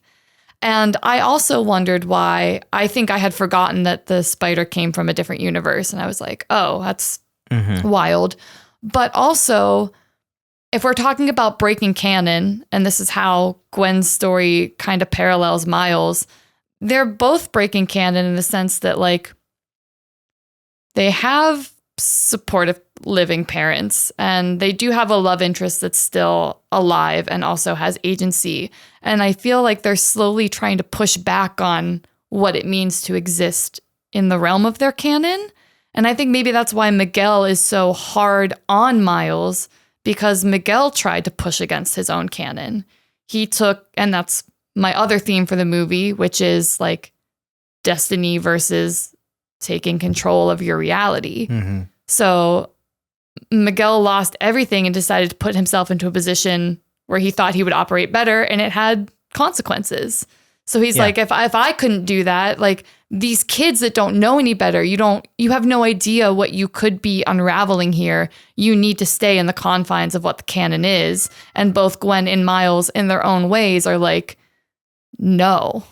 Miles even says, I have the quote, he says, nah, I'm gonna do my own thing. And that's so Miles. That's exactly what he wants. He is just his own thing and his own special version of what Spider-Man represents. Yeah. And I think that's really, really special. I have to say, there is a part of me that, like, when you go into this movie as a person, this is again why I love this movie doesn't exist not in this time. You know what I'm saying? Like, it has to be of this moment. Because even I went into it and I was like, understanding of Miguel's side, the way that he explains it, you're like, yeah, you don't break the canon. Like it's the same thing with Doctor Strange, right? And they mention him did a little like verbal cameo because they mentioned the other movie with Doctor Strange where, they're dealing with multiverse stuff. And it's like, yeah, if you break it, like it's going to be a problem, and it is a problem because that's the whole point. It's like, you got to keep it together. You got to fix it. Otherwise you introduce chaos and like if these things don't happen, they matter. Like, it matters to Peter Parker that these things happen, right? It matters that they know that, like, they can't always save everyone. That the choice, like, matters. Like, I understand that. I'm like, I'm almost like on their side where it's like, yeah, you these moments have to play out the way that you think they have, right? And it's weird because, like, I was almost like, well, I don't know how I feel because like I want Miles Morales to do his own thing, but like, is he ultimately like making a stupid decision? Is this like a thing that he shouldn't be doing? Like, I was like, no, are you screwing things up? Because is this the main character does something stupid and then everyone else like, and then has to learn from it kind of thing? Or is it like, no, is that really what it is? Like, you're not bound to your canon. Yeah. You're not bound to, you don't have to, you can do your own thing. And I struggle with that. I love that fans of comics are going to struggle with that. I love that, like, it's made for people like me who have grown up with knowing the story and seeing the story over and over and over again of like, yeah, no, like that's makes sense, happens. And then like, and thinking that these are good guys, and they are good guys. Yeah. But they're just struggling with their own version of like what needs to happen. This is the ultimate. They're using canon, but it really is about like, destiny versus, what is fate, right? Kind of thing, right? It's go ahead. I'm sorry. It's timelines and the same thing that Back to the Future deals with. It's like what has to happen, what doesn't need to happen. What is inevitable if you talk about like the Avengers. What can we change? What do we not change? It's timeline stuff and fate stuff. And then also canon stuff. It's weird, multiple dimensions of stuff, which only exists in this time, which is so crazy. Right. And I think as far as considering fate, we know that the spider peoples are bound and connected by these two like life-altering events. I would argue that they go through like the love interest death and then like the parental or like leader figure in their life dies. I'm new to Spider-Man, guys. Yeah. But when you really analyze that, it's not moments that make you, it's how you are able to like respond and grow and work through those moments. And I think it also raises an interesting question of, is trauma the only generating factor for substantial growth? Mm-hmm. Do people have to experience wild bouts of trauma to become who they are destined to be? I think that's an important topic. I would also like argue that while they are very specifically talking about two major canon events within, and that those are the things that are pointed out, but there are other major canon events that happen within Spider-Man that are good. You know, you don't like the wedding of Peter Parker and Mary Jane, you know, like is a very important canon event that probably you would argue has to happen. Does it not? You know, like like, would that not be a good thing to have? And we break canon all the time because there's other different storylines, you know? And I think. Doesn't she, I'm asking Spider-Man canon questions. Doesn't she die? No. Well, in Gwen Stacy is the ultimate version of the girlfriend that has to die. Ultimately, maybe there's a timeline where Mary Jane, but like Peter Parker and Mary Jane getting married is a very important part of it. Gwen is the one that dies. Mary Jane is the one that he marries. And then Peter Parker revealing his identity is like another major canon event that wasn't part of canon, but then became part of canon. Like canon changes, right? And the reason why I bring that up is because like the moment you start saying things like, this shouldn't exist, this is part of the canon, this is fate, this has to happen, multiverse stories don't exist.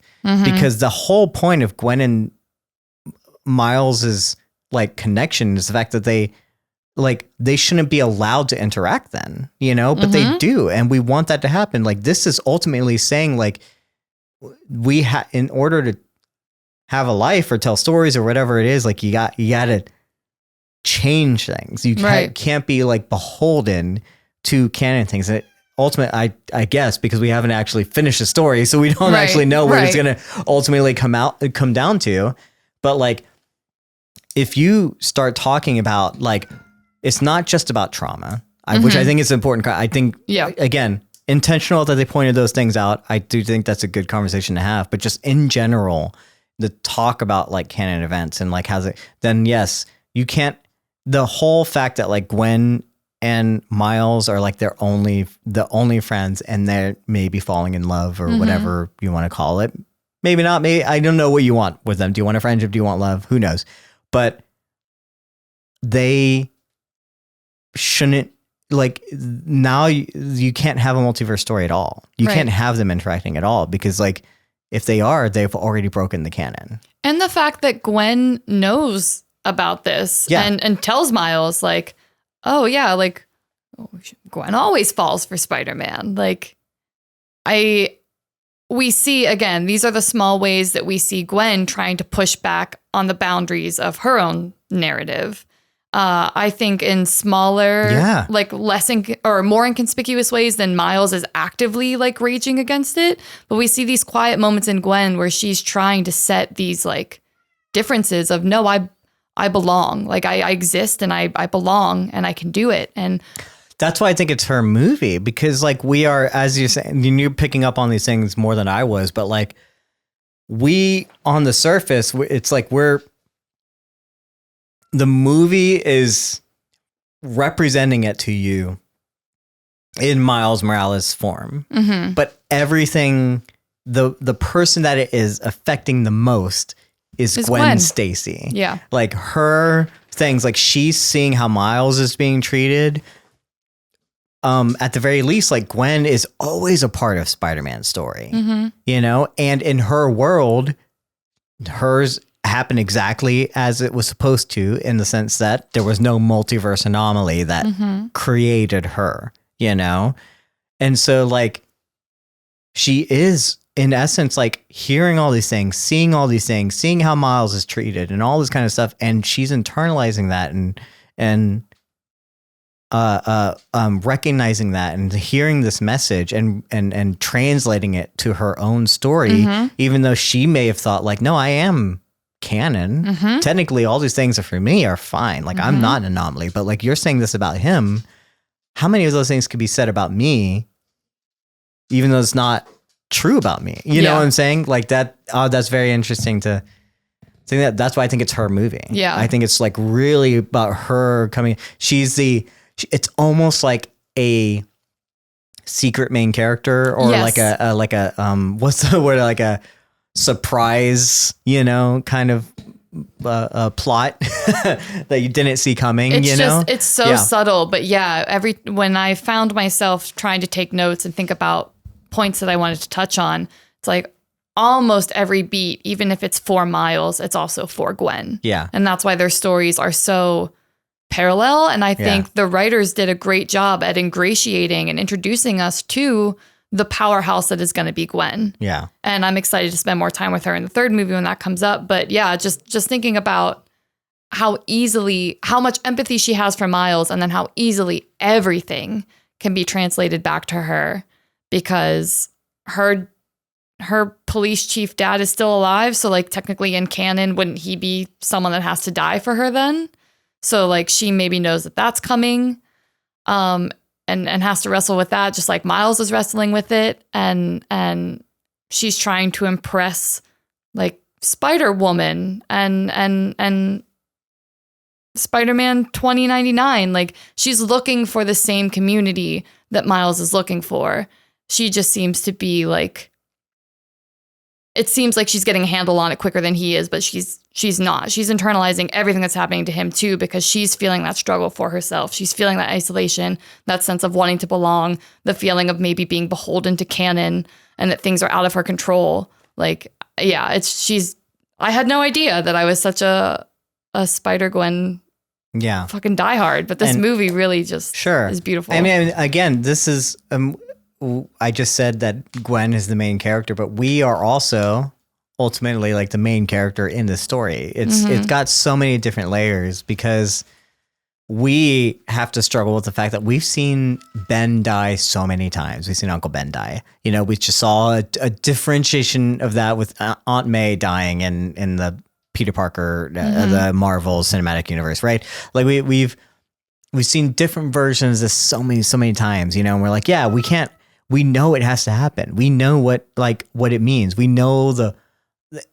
ultimate. This is the most probably quoted comic book thing of all time, which is not even like from like it, apparently like Uncle Ben didn't say this, but was made famous in the Spider-Man movies. Like again, just goes to show you how much we think there's canon and how much we thought we know of canon. But when he says with great power comes great responsibility, like we know how important that is to the Spider-Man thing. And we're like, you can't change things. You can't have a black Mary Jane, like in your Spider, like all these different things. Like we are we need to be on this journey as people who grew up with these stories and saw Spider-Man and the different versions of Spider-Man over and over again. We need to see it in order to allow ourselves to like break ourselves out of this thing that like something has to happen to be a superhero. Something like this has to happen for us to be who we are, I love that, like in essence, like we are also a secret kind of character in this movie, which again just doesn't happen in any other kind of like Spider-Man movie, right? Any other movie in general. We don't have it without the culture, 20 years, 50 years, whatever it is of Spider-Man culture. Right. Well, let's talk about our movie's baddie. What is he? The Spot? As much as I love Jason Schwartzman and The Spot, I and that character, I don't know that there's much to say about him. Like I don't think he's as important an element. He's, again, part of the MacGuffin. It's just the thing that drives the story forward. It's not really much else to say about him. And I think that because more of it's going to come in part two, in the third final movie. Part. I guess the fact that like Well, yeah, sure. Like, so like are you talking about the fact that like he believes he is destined to be rivals with Miles Morales because of their kind of interconnectivity or whatever and that kind of stuff? I was gonna springboard because no, I don't have, he's not this villain that I was ready to dive into, but he also plays into the trying to find where you belong and like be taken seriously, because when we first meet him, he's a goof and I did not take the character seriously. I'm like, oh, this is funny. This is the comic relief. It's a villain of the week is what they kept saying. Yeah. And how the events in our lives shape who we become. And the fact that there is a sense of like a lack of control, that he didn't ask for any of this, that this kid came in and just caused this like nexus event for this person. And now they have to be burdened with like learning how to re-exist, not being accepted, not being taken seriously, and how that warps you when you don't have anything else really to fall back on into just becoming like, fine, I'm the ultimate villain and my only goal is like revenge on the person that ruined my life. I just think is such a fucking bummer. And it's very interesting because we see Miles and Gwen desperately looking for community, sense of belonging, and acceptance. And I think we see with the little spoiler that happens at the end, which I'll save because I haven't spoiled that yet.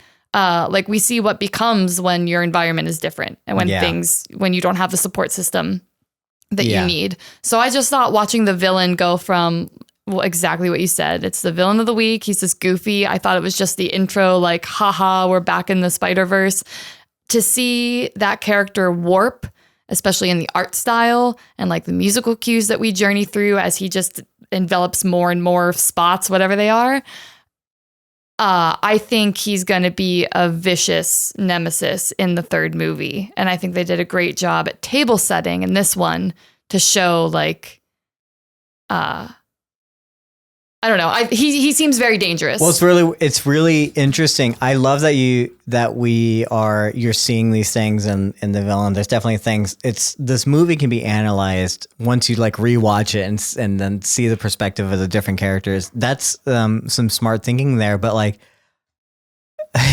not only we're gonna get some of that, I think maybe you called a lot of like what the movie is ultimately going to be about within tackling the villain in the third movie and like what his stuff is ultimately going to be in the third movie.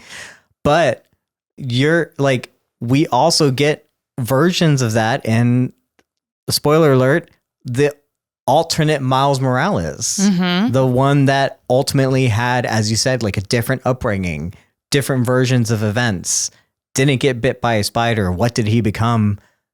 Miles Morales was supposed to become the Prowler in that universe. And I know because like, and what's interesting is like, as long as Miles Morales has existed, the Prowler has existed as Miles Morales' uncle, so it's weird to think about the fact that like, he was never supposed to be Spider-Man. He was supposed to be the Prowler because like, we only know him and so it's a weird, again, layers upon layers of like, what is Spider-Man? What is canon? What is real? Yeah. And like, talk about upbringing and a difference of, what is it? Nurture versus nature, or whatever. Right. And because his universe didn't have a Spider-Man, like, of course his dad is dead. His universe doesn't have a Spider-Man. Yeah. What is he capable of becoming? This powerful figure, just in a different lens. Yeah. A quick side note before you continue, because this is very short. It's never short, Shannon. No, this one's going to be short. Interrupting something. I want to continue. Hey, listen. So apparently in the first movie, Miles's spidey senses are purple and green, which are Prowler colors. Sure. And I didn't know that. And it's not until later he adapts the red and blue spidey senses. So his colorings change. And people were just speculating that, was that a little Easter egg in the beginning of like, he was never supposed to be Spider-Man. Well, I wasn't going to point this out because I'm not smart enough to have noticed this, but apparently someone noticed that, and maybe they didn't even notice. Maybe someone else, maybe they're quoting someone there or whatever. So it's all stolen, right? Someone somewhere noticed that when you get into the world that is ultimately the Prowler version of Miles Morales. Our Miles Morales puts on his hoodie to hide from the fact that he's Spider-Man. And the hoodie has the colors of Prowler colors. And that's your first hint that you're in a different world. But at that time, we don't know that he's in a different universe. Right. Because normally his hoodie is Spider-Man colors, black and red. Oh, yeah, I didn't notice that. So that would be something that, like, at least in this film is That's like, cool. I wouldn't have noticed from the first one. Layers upon layers. So it's crazy to think that they might have had these things in mind. Miles Morales, again, as an avatar for telling these stories, is just so perfect. So perfect. So yeah, speaking of like origins and canon and things like that, the thing I wanted to bring up. I'm curious. Actually, I'm sorry. Two things I want to bring up. I'm curious when, because I think multiple people will have different versions of this. When did you recognize that Miles was the Prowler? When did it hit you that Miles was going to be the Prowler? Oh, I was drinking the Kool-Aid right until the very end when the uncle put the glove on say anything. and punched the bag. Yeah, but didn't have any of the other accoutrements on. I was like, oh no. And that's when I was like, it's him. It's Miles. Oh, that's it's Miles. when you right at the end. That's when you. Oh no. Right at the end. Those are different versions. Usually, a lot happened. That doesn't tell me when it hit you, because when if it hit you when it hit the punching bag. Yeah. That's when you thought Miles. Right at the end. But that's not at the end. I mean, the end is Miles is revealed, right? A couple things happen. What else happens? Well, that's the thing. It's like, to me, there's enough happens where, like, I knew something. Obviously, something's off. We know that Miles isn't in his universe at this point. Some people caught it at the braids thing, which was like, I thought it was just a throwaway thing, and I wasn't smart enough to catch. But I was like, oh yeah, so smart. Yeah. For that I like, oh man, I love predicting things and like and calling things out as they happen. And it was like, as soon as, because the punch thing happens, there's multiple other things that happen. Like, we're cutting back to Gwen Stacy seeing, like, talking to the parents and those kinds of things. And there's a whole few scenes that happen interconnected. And then as soon as Aaron says, I'm not the Prowler, I was like, I know who the Prowler is. Yeah. That's where it like hit me. And then we see like the Prowler and the silhouette. I'm like, it's him. It's fucking, because like I told you, it's like as soon as he said, I'm not the Prowler, I said, well, he's the Prowler. Like, that's what I thought. Right. Yeah. And, but like before then, like I wasn't really crossing my mind that was the thing that was wrong, because as canon has it, Aaron's always the Prowler, and like him not wearing the rest of the suit, but like putting on the glove is like, of course he's not wearing the rest of the suit. That's not a weird thing that he can like just pick up the glove and do the thing. I think because I don't have like much experience at all with canon and Spider-Man, I think that kind of helps like not confine me when I'm watching these movies or help me generate like new ideas. You just want to say that you figured it out first. Well, if I did figure it out first, I figured it out like a nanosecond before you did. It wasn't a nanosecond. A lot of things happened in between you figuring it out. She was first. We'll give her credit. No, it's fine. Because, well, in my head, what happens is he punches the bag and immediately tells him that he's not the Prowler. No, and then that's Miles not what immediately comes in. It's definitely not. That's definitely not. Maybe it's intercut with other things, but in Miles's timeline, what happens is the bag is punched. He says, we're not talking about Miles's timeline. We're talking about our timeline. Oh so my multiple God. things. Well, anyway, fine. So no, I didn't need any of the Gwen Stacy stuff. It's going to hit people at different times. Sure. And for a lot of people, it's not going to hit them until that mask comes up, and the audible gasp in the theater when that happens was, for me, very fucking gratifying, because I was like, oh, I know what's happening, because I love those moments. I was just smiling ear to ear, but hearing other people be like, oh my God, like that was like so cool to have different people realizing it at different moments within that scene and like feeling it in the room. And that like, you don't get that in like any other way. Like these are the kind of things you go to the movies for. The movies are back. With this movie. It wasn't Tom Cruise. It was not Tom Cruise. It wasn't Vin Diesel. It was maybe Everything Everywhere All at Once, but this one is the official. I think it's funny. Iffy, our friend Iffy Nottaway, our friend posted this. We can be friends, right? Iffy, he's the only person that I like follow that happened to like mention this on Twitter, and I'm bringing it up because I feel like it's worth talking about. Yeah. And you didn't know this in the theater, or you had forgotten about it. Okay, I'm ready. He's like, has so much time passed that some people who see the Redacted cameo, he's talking about Donald Glover, has so much time passed that some people who see the Donald Glover cameo in Spiderverse not know the importance / levels to it. Shannon, do you have an answer to that? Yeah, if you're new to Spider-Man, then you're going to have no idea where any of this stuff comes from. For those who don't know, so first off, Donald Glover makes a cameo as also the Prowler. And did you not recognize that he was the Prowler? No. She's just now realizing that he was a Prowler. So Donald Glover plays Aaron Miles in the MCU version of the with Tom Holland, Peter Parker things. So he is the uncle of Miles Morales, right? Aaron Miles is. I'm sorry. Why am I saying Aaron Miles? Aaron Morales It's all right. I'm sorry, guys. I've been doing that all night. So Donald Glover plays Aaron Morales in the MCU. So we know that ultimately he would become the Prowler, if that is the case in the canon of the MCU timeline, right? And the reason he plays even Aaron, Uncle Aaron in the MCU is because way back in the day, I want to say when they were trying to reboot Spider-Man,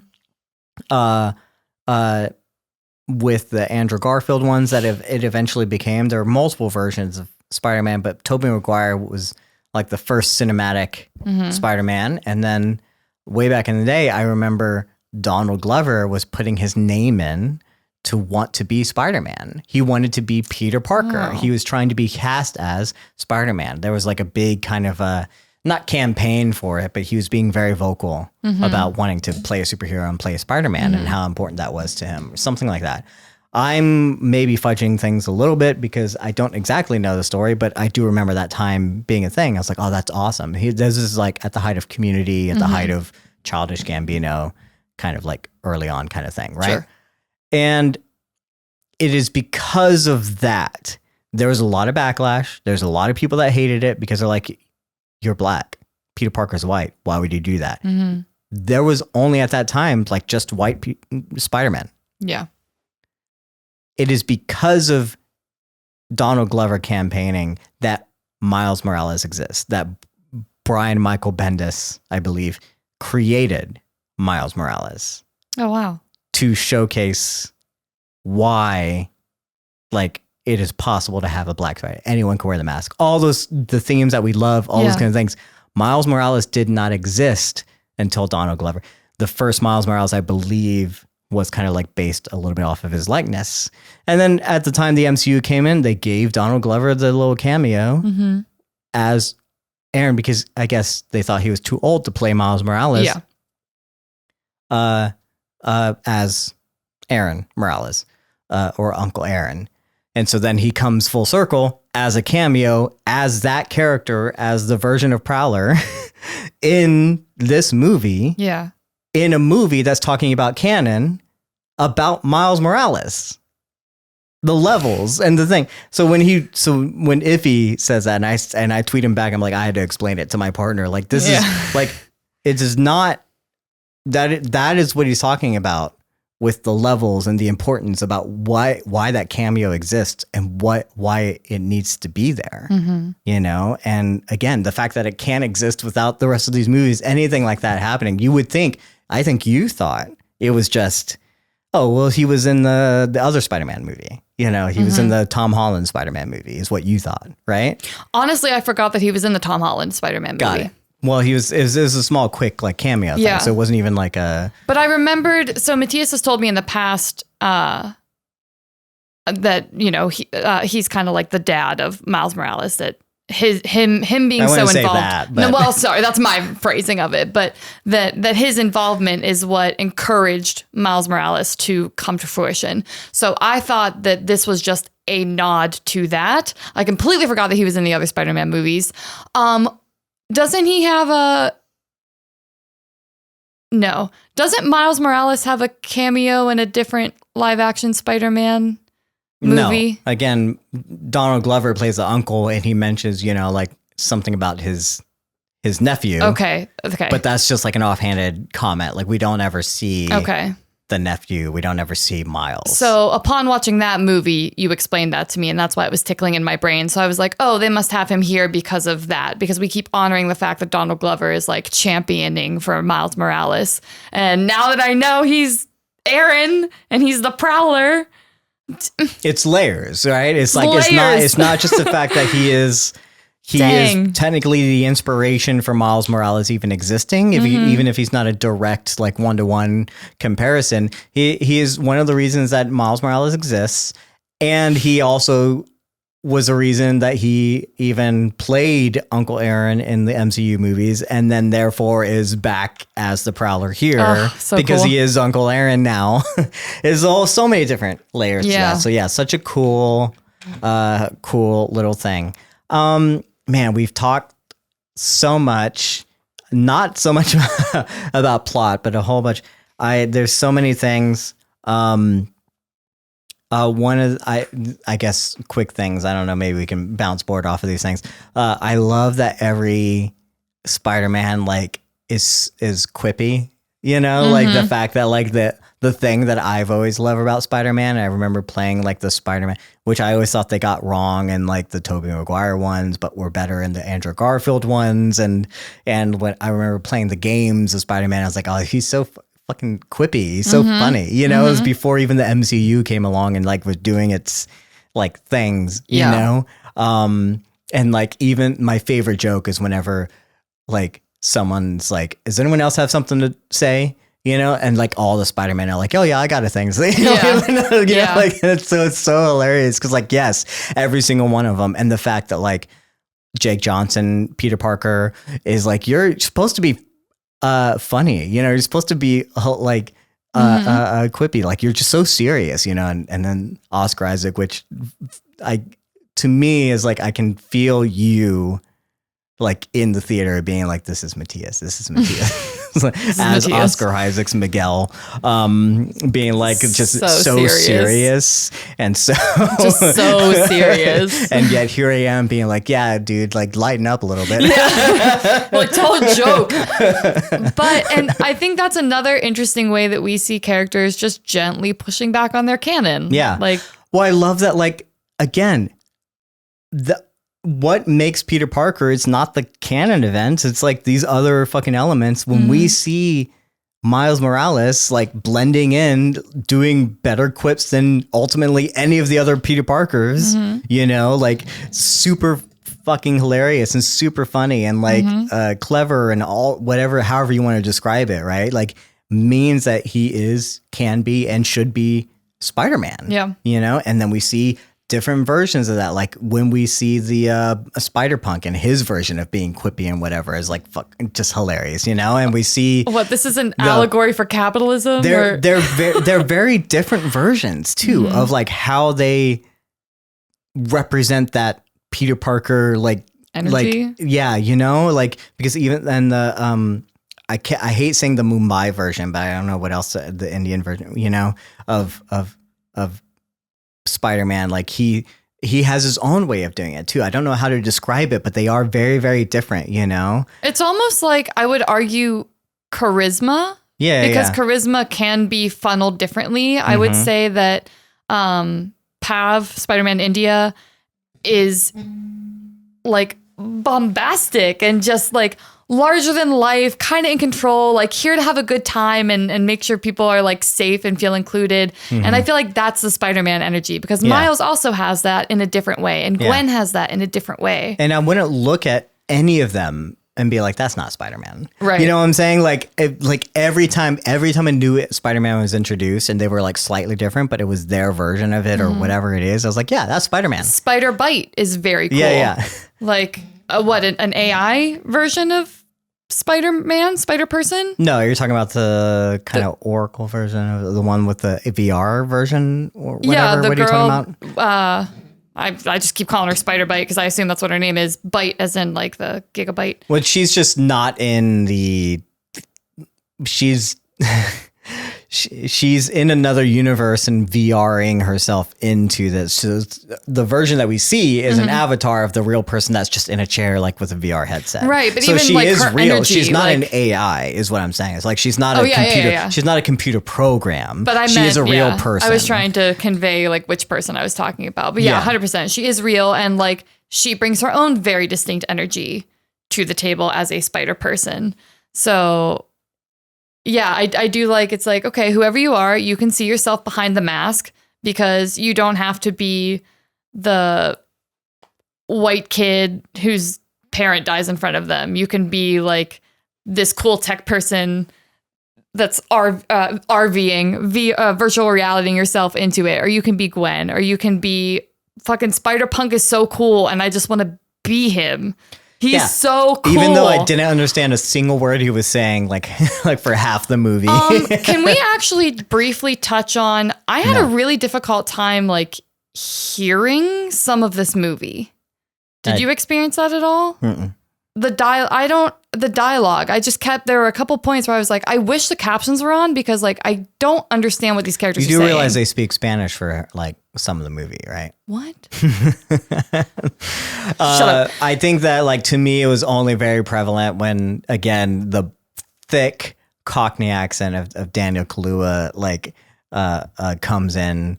I say Cockney, it might not even be Cockney, but like the British accent comes in for Spider-Punk, and I just kept thinking back to Snatch, which is a movie I'm guessing you haven't seen, with Brad Pitt, No. by Guy Ritchie.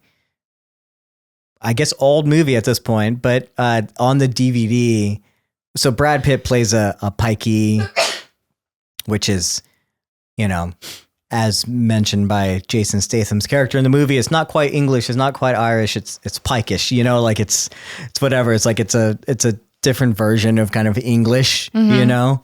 And there is a version of the movie that you can watch on the DVD that for subtitles, and it said subtitles just for Mickey, which is Brad Pitt's character, because you literally cannot understand a word he's saying. So that's what it reminded me of. And the fact that like, I hope this movie comes with a subtitle version just for Spider-Punk. Just for That's Spider-Punk. what I fucking want, because like, it's going to take me a few times to watch this to catch it. The things that matter are funny in moment. But like, yeah, when he first gets introduced, I was like, wait, did you just speak English? Because I have no idea what you just fucking said. I could not tell what you said.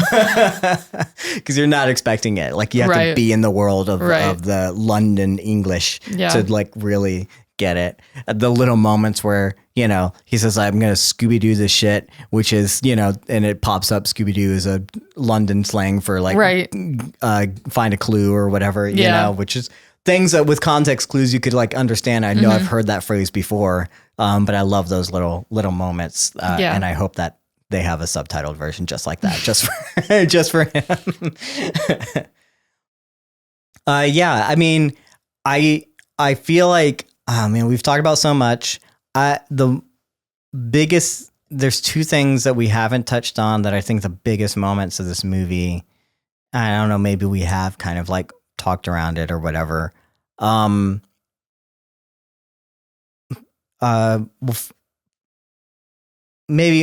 go backwards. First, let's talk about that devastating moment when Miguel catches Miles on the train and he's telling him, you shouldn't exist. Like, you don't, what does he say? He doesn't say like, you don't matter. Maybe he does.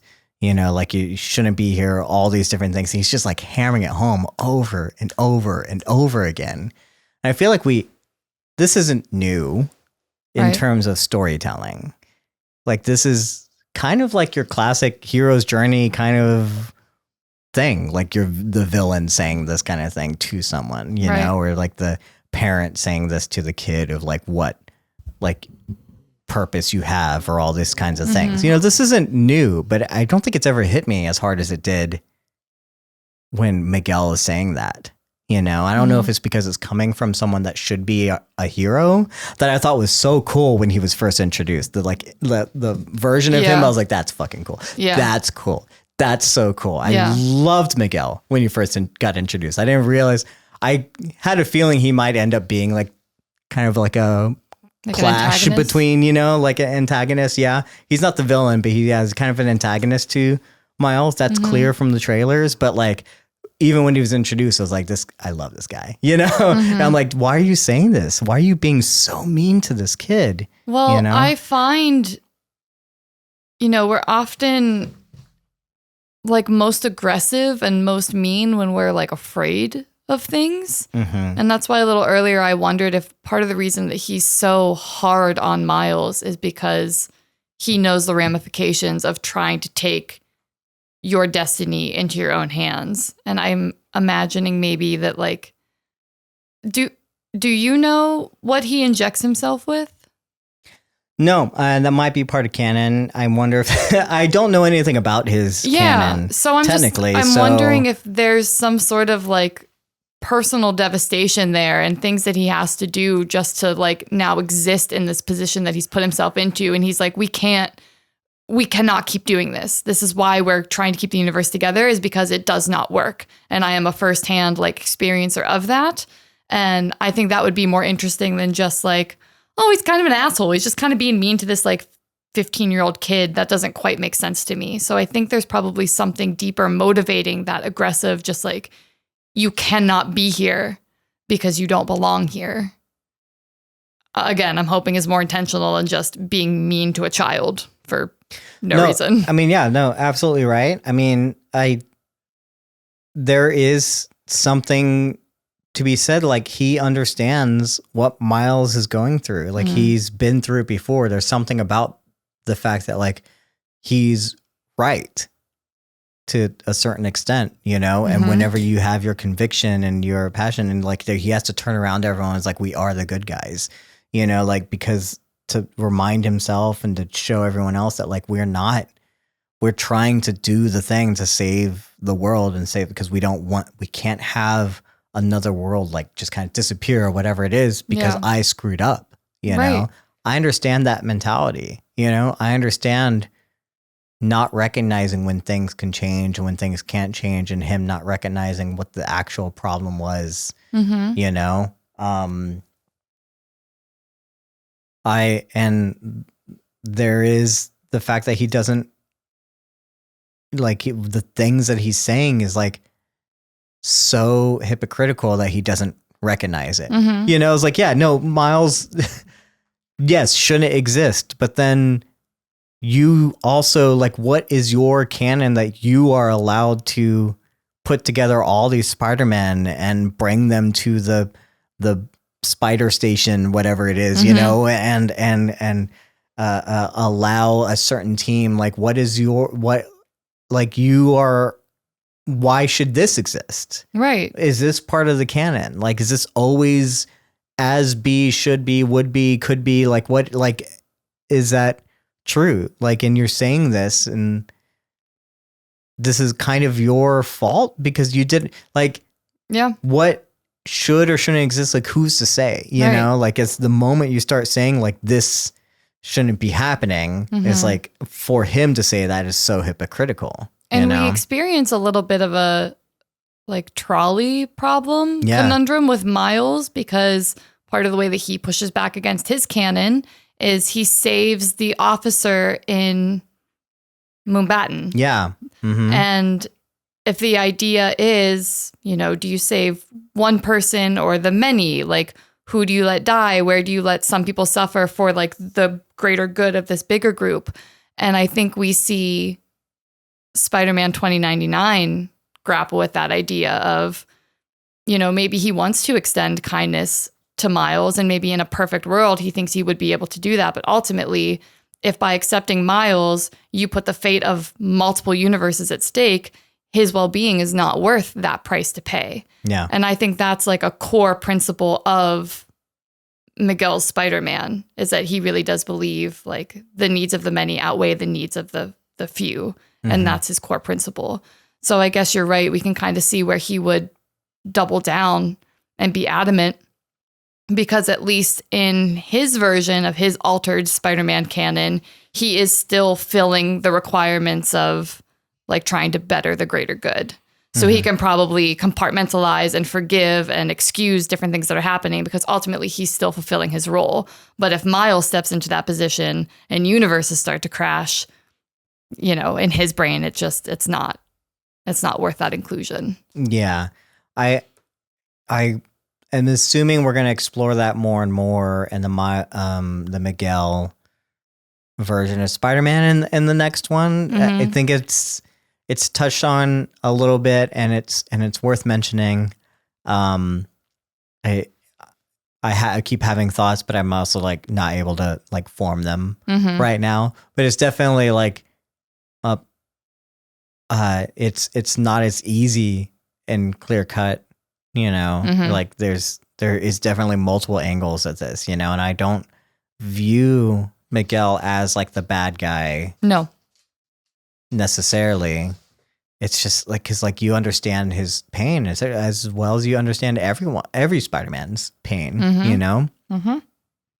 but it is interesting, like the more you think about anything about like what should or shouldn't exist, I'm like, well, then there's a whole lot of things that like are wrong. It's not just about these major events, right? Granted, it seems like, I guess it's when you try and logic it, it's like it's the major events that have to happen. It's the things in between that probably can change or whatever, or fluctuate, So, but like, who's to say that like it has to happen for everyone the same way? I don't know. I mean, that's the questions that it's trying to raise, you know? I want to maybe end on just because it was so beautiful, and it was represented in a this is what makes this Spider-Man and this Miles Morales and this animated version of it so special, is whenever it just represents these moments so visually like new. I'm not just talking about like the actual like visuals. I'm talking about like the way that they place the camera and showcase like the world from these people's eyes. And that's the scene between Miles and Gwen on the clock tower, which I think is like the most impactful scene. I say clock tower. I really don't know actually maybe it is clock tower, but like that's the most impactful scene, I think, for a lot of people in this film. I think those two scenes, the one on the train, which again is just like, it's heartbreaking on that scene, because it's like, it's heartbreaking for Miles, it's heartbreaking for Gwen, and it's heartbreaking for Miguel to just say that out loud. Because I feel like it, like, as you said, like he's saying it to himself, or saying it to Miles, but maybe he's saying it to himself because that's what he believes of himself. And that's the ultimate thing that he's trying to, maybe that's what I've been trying to think about he's ultimately trying to like overcome that idea that he shouldn't exist, that he shouldn't be here, all this kind of, and that's a hard thing to struggle with. I hope we delve into that more and more and more. I'm sure we will. But then the other scene is the scene with Miles and Gwen. As you said, we talked a little bit about it, where they're on the clock tower and she does that beautiful move of like turning around. The world turns upside down as she walks up the pillar, and then she just like does the webs and just sits down. Yeah.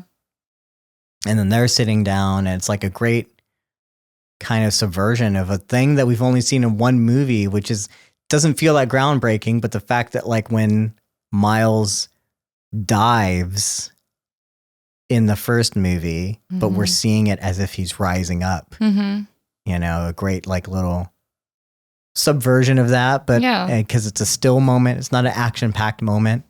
That moment of quiet for me was one of the moments that was impactful. I have one more that I do want to bring up, but I was reading an article, And apparently that scene, that shot specifically, was like cut multiple times. No way. That they fought to keep it in. It felt like too much, like on the nose maybe, or what? No, just that they didn't need it. That the pacing, they were like, we don't need to spend that much time here. And they said that, it was cut like 4 or 5 times. And ultimately they fought to have it in because it was such a beautiful moment. And I'm so glad they did, because I agree 100%. Like, the camera movement is so interesting, but I think Gwen's movement patterns are so beautiful. It's really fun to watch all the different spider people, the way they move through space kinetically, because they all have their individual style, but they all fit under like the spider umbrella. Yeah. They did study like different martial arts and different things for the different Spider-Man, so they can fight differently. Which is so intelligent. But it's like there's something about the way that Gwen moves, and I think her movement, the camera movement, also the way that like we use watercolors and stuff in her world, she brings so much beauty into this film in a different, exciting way than like all the other pop art and color and like interesting things. She brings like a calm, like a quiet, understated like beauty and depth to a lot of things that are happening in this film, where again, you can almost look over it and be like, oh yeah, this is happening to Miles, this is happening to Miles with Miles, and then she's here, but it's like, it's also her. Yeah. And it's not loud, it's not demanding attention, but it's there, and it absolutely is something to be reckoned with, and it wants to be seen. Yeah. And that brings me into the last moment that I thought was really impactful. It's where she's back in the apartment with her dad. Yeah. And just the color really helped, but when they go in for that hug and the world just like lights up and changes and the colors morph and things get brighter and like where their bodies connect, the colors pulse and change. I was like, that is how what I feel looks like. Like if I were to put my feelings into color, like when you get pictures of your aura taken, it's like, that's that feeling. And I love that. I thought that was super special. And again, just because I constantly talk about like wanting to be seen and wanting to be loved for every part of you, the fact she was able to find a little bit of that peace in that moment, I think was a nice reprieve for her, because she's been doing a lot of like searching and work through this whole movie. So that moment of quiet for her, I was like, yes. Yeah. Gwen. She really like hijacks the movie at that point. It's like really showcasing like the climax we think kind of comes in the train sequence, but it's not. It's for her and for the movie. It's in that apartment, and it's when she hugs him at that moment. Like if you're paying attention, this is really her movie. That's really like the climax is really the thing. Another thing that I just thought of, and again, we could keep, that's the thing, beauty of this movie is like more and more things can keep coming up as you think about it and as you like revisit it. As you were talking, I thought about Peter Parker, the Jake Johnson version with the new kid, and how he's struggling with certain things and adult and parenthood, and on the surface is all kind of like very clear, but he's like, I want to help Miles, and like and he's also having that moment on the train where it's like, why are you being so like mean? What do you like? This is not what I wanted. This is not what I thought of. And I forgot about that moment where he's like, no, like Miles, like I had this kid because of you. And again, we're talking about like canon events. This is a Peter Parker is like the canon Peter Parker that is struggling with, and is when we first meet him is like the Peter Parker that is most based off of like the Tobey Maguire Peter Parkers, just like a future version of him in a different way, right? And he met Miles, and he taught Miles in the first movie, and if it wasn't for Miles, he wouldn't have this kid. And it's like you can't tell this kid, Miguel, that he shouldn't exist, because if he doesn't exist, my kid doesn't exist. My daughter doesn't exist. Mayday doesn't exist. I love Mayday. It's so funny.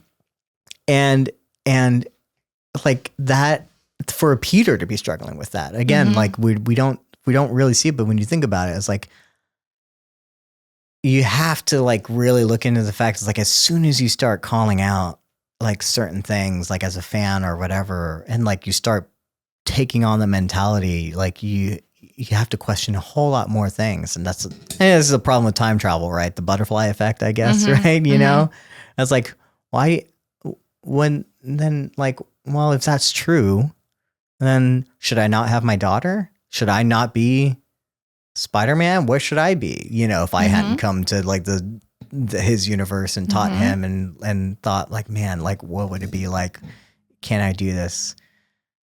So many different ways you can look at how Miles Morales as a character like impacts every other Spider-Man, but he's not the main character of the story. I mean, he is, but he's not. Like it's the way that he is impacting everyone else. Because at very first, I was like, oh, are we just like rehashing the same things we rehashed for Miles in the first movie? You know, of like struggling to belong, all this kind of thing. We've seen this in Spider-Man before, but no, it's about questioning every Spider-Man. It's about using him as a surrogate for like everyone, and like what actually like matters or exists or is canon, and can we change and can we not change, and like and how these things chain react, you know, and the little things we don't know that impact us that really do, you know, that could change the trajectory of our lives, that you can't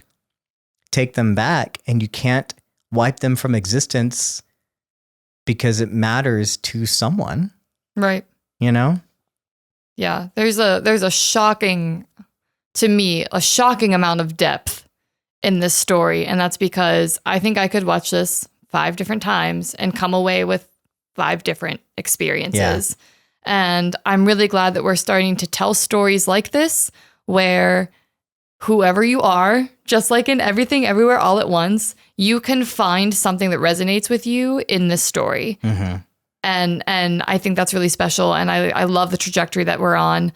I think we're set up for even more depth and interesting arcs. Like I said, I'm kind of interested to see what that villain turns into, because it seems like there might be an interesting amount of depth there. And I think Miguel is going to be just fascinating in the 3rd, because obviously you have your villain and then your antagonist is going to be this person that you want like acceptance and hopefully home and family from.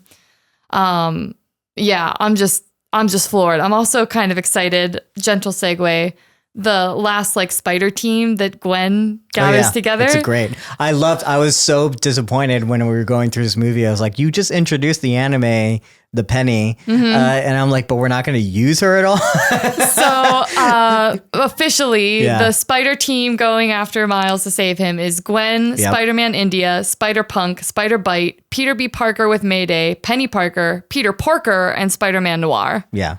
And what a great just a little, I remember you from the first movie moment for me, but also how cool to see Gwen.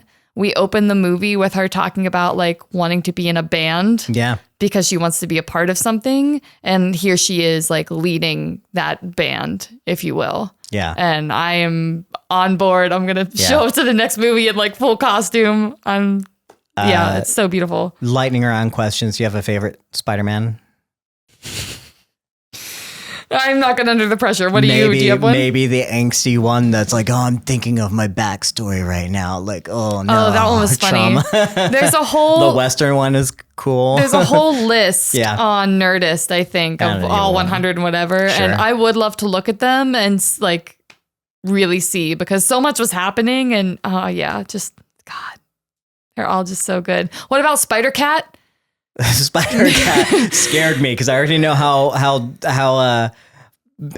having owned 2 cats and multiple cats, and the fact that like those claws, if you're gonna, I was like, I felt the scratches, and I was like, oh, a spider cat? So no, maybe, get him away. Maybe Spider Cat's my favorite. I love when like Miles like shoots Spot with a web and it comes back and hits him in the face, and you can just feel, I don't know if he says it, but you can just feel like, oh yeah, that's how that feels. Like I don't like it, you know, like as a Spider-Man, you know. Damn it! I do this to people all the time. Like whatever, yeah. Any favorite moments that are jumping out at you that you just want to mention that quickly? No, I touched my Spider Woman coming out of the portal on her fucking motorcycle. Yeah. I was like, bitch! And being like clearly pregnant. Oh my god, that baby. Okay, we talked about there. this. Who do you think? Because I think we are both under the impression that Miguel is the father. Yeah, that's what I guessed, but I don't know, obviously. Right. I mean, I don't know if that's a question or not. Like, but I guess we are both on the assumption that Miguel is the father. Yes. Which again, fate be damned, Miguel. Like, what are you? I think that's why she is. Her whole thing is like changing, right? Because she's like on Miguel's side, but then like she's clearly kind of not pushing it as much, or going after Miles or Gwen when she can or could. Yep. So I think that is probably because like, hey, you can't talk about fate and what you can and can't do in front of me whenever I'm having your baby. I think that's important, right? Something worth mentioning. I think I don't know why this is my favorite moment, but I love the introduction of Hobie, and then he just shows up, and then like you see Miles like pop up and like the words by Hobie. Yeah. You're right. Everything in Manhattan or Momhattan or whatever it is. As soon as I saw that they were like, oh, Spot's here, and it said the little words like Momhattan, I was like, I wonder what that is. And then I'd like immediately, as soon as like they dropped in, I turned to you. I was like, this is Mumbai. This is Manhattan. This is it. And then it says it in big letters. Everything in that sequence, favorite thing. Yeah. Everything about that. I loved the introduction of Hobie. I loved the, like the different fight styles. I love the way that like the, Pav would be like, oh, they're like in love and like they don't know it, and then like as they're going, like when he was like, this is his daughter, who I definitely do not know at all. And then like, this is where the traffic is. This is also where the traffic is. And this is the other traffic. I was like, oh, are we in LA now? Because like, yeah.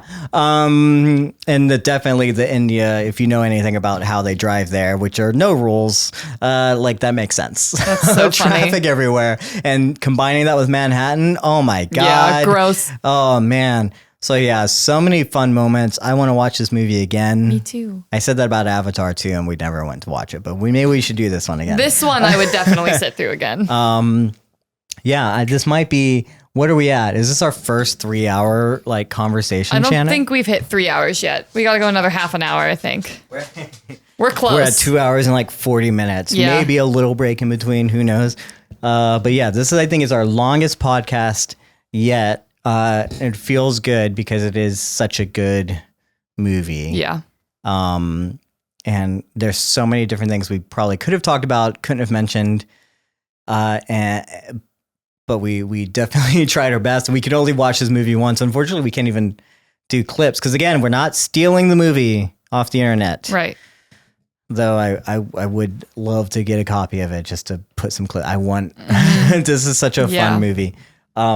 And then they analyze like every frame of this thing. Yeah. I'll wait till I can own it on Blu-ray. Yes. In the meantime, until we can rewatch this movie again and talk about it or whatever, if there's plenty of things that I'm sure we missed, Shannon. If you've noticed that we missed anything, want to talk about it, if you are yelling at us through the screen, go to YouTube. Search Codependent Content or podcasts and find it on Spotify. Or you can email us at codependentcontent@gmail.com. Give us all your thoughts about this movie. I know it just came out this weekend, but please try and find a time to go watch it. Yeah. Send us all your thoughts. Tell us what we missed. Tell us what you agree with, what you disagree with. Comment on the video. Share this if you can, because I don't know how we're going to get TikTok clips out there because there's no supplemental material. I mean, we could put some stuff out, but it's not as fun without visuals. I'll put some trailers out. We'll find something. We'll I'm see sure. how it goes. And then, I think, in the meantime, just engage with us in any way you can, because in about 2 weeks, probably a week and a half at this point, we're going to be talking about our next thing, which is Star Trek, Strange New Worlds. So if you have not caught Strange New Worlds yet, the first season, you should go check that out as well and catch up on that, because we're going to be talking about that the next however many weeks that's out. And we're super, super looking forward to that. And yeah, I think that's pretty much everything. I mean, I want to talk more and more about Spider-Man, but it's just like, there's just so much. So yeah. But we do want to hear from you guys, because we love doing this and sending this to you and having these conversations. And we're glad that we can do this every week. And it's it's worth it whenever we get to see your comments and engage with you, like on YouTube and things like that, which is one of the best places to engage, because time codes, things like that, you can really do that. I want to talk with everyone else about this movie, so please talk with us about that. So yeah. In the meantime, I guess, Shannon, will I see you in 2 weeks to talk about, which again is going to be on a Friday probably that we're talking about, where we do record this live on Friday. We do have a Discord. I forgot to mention, go to the Discord and engage with us, do whatever, if that's what you want to do, and chat with us and just send us photos of your cats or whatever. Yeah. Anyway, so we might be live in 2 weeks, Shannon? 2 weeks. Well, I guess I'll see you in 2 weeks and not a day in between. Yeah. No. It's a date. Yeah. It's a date.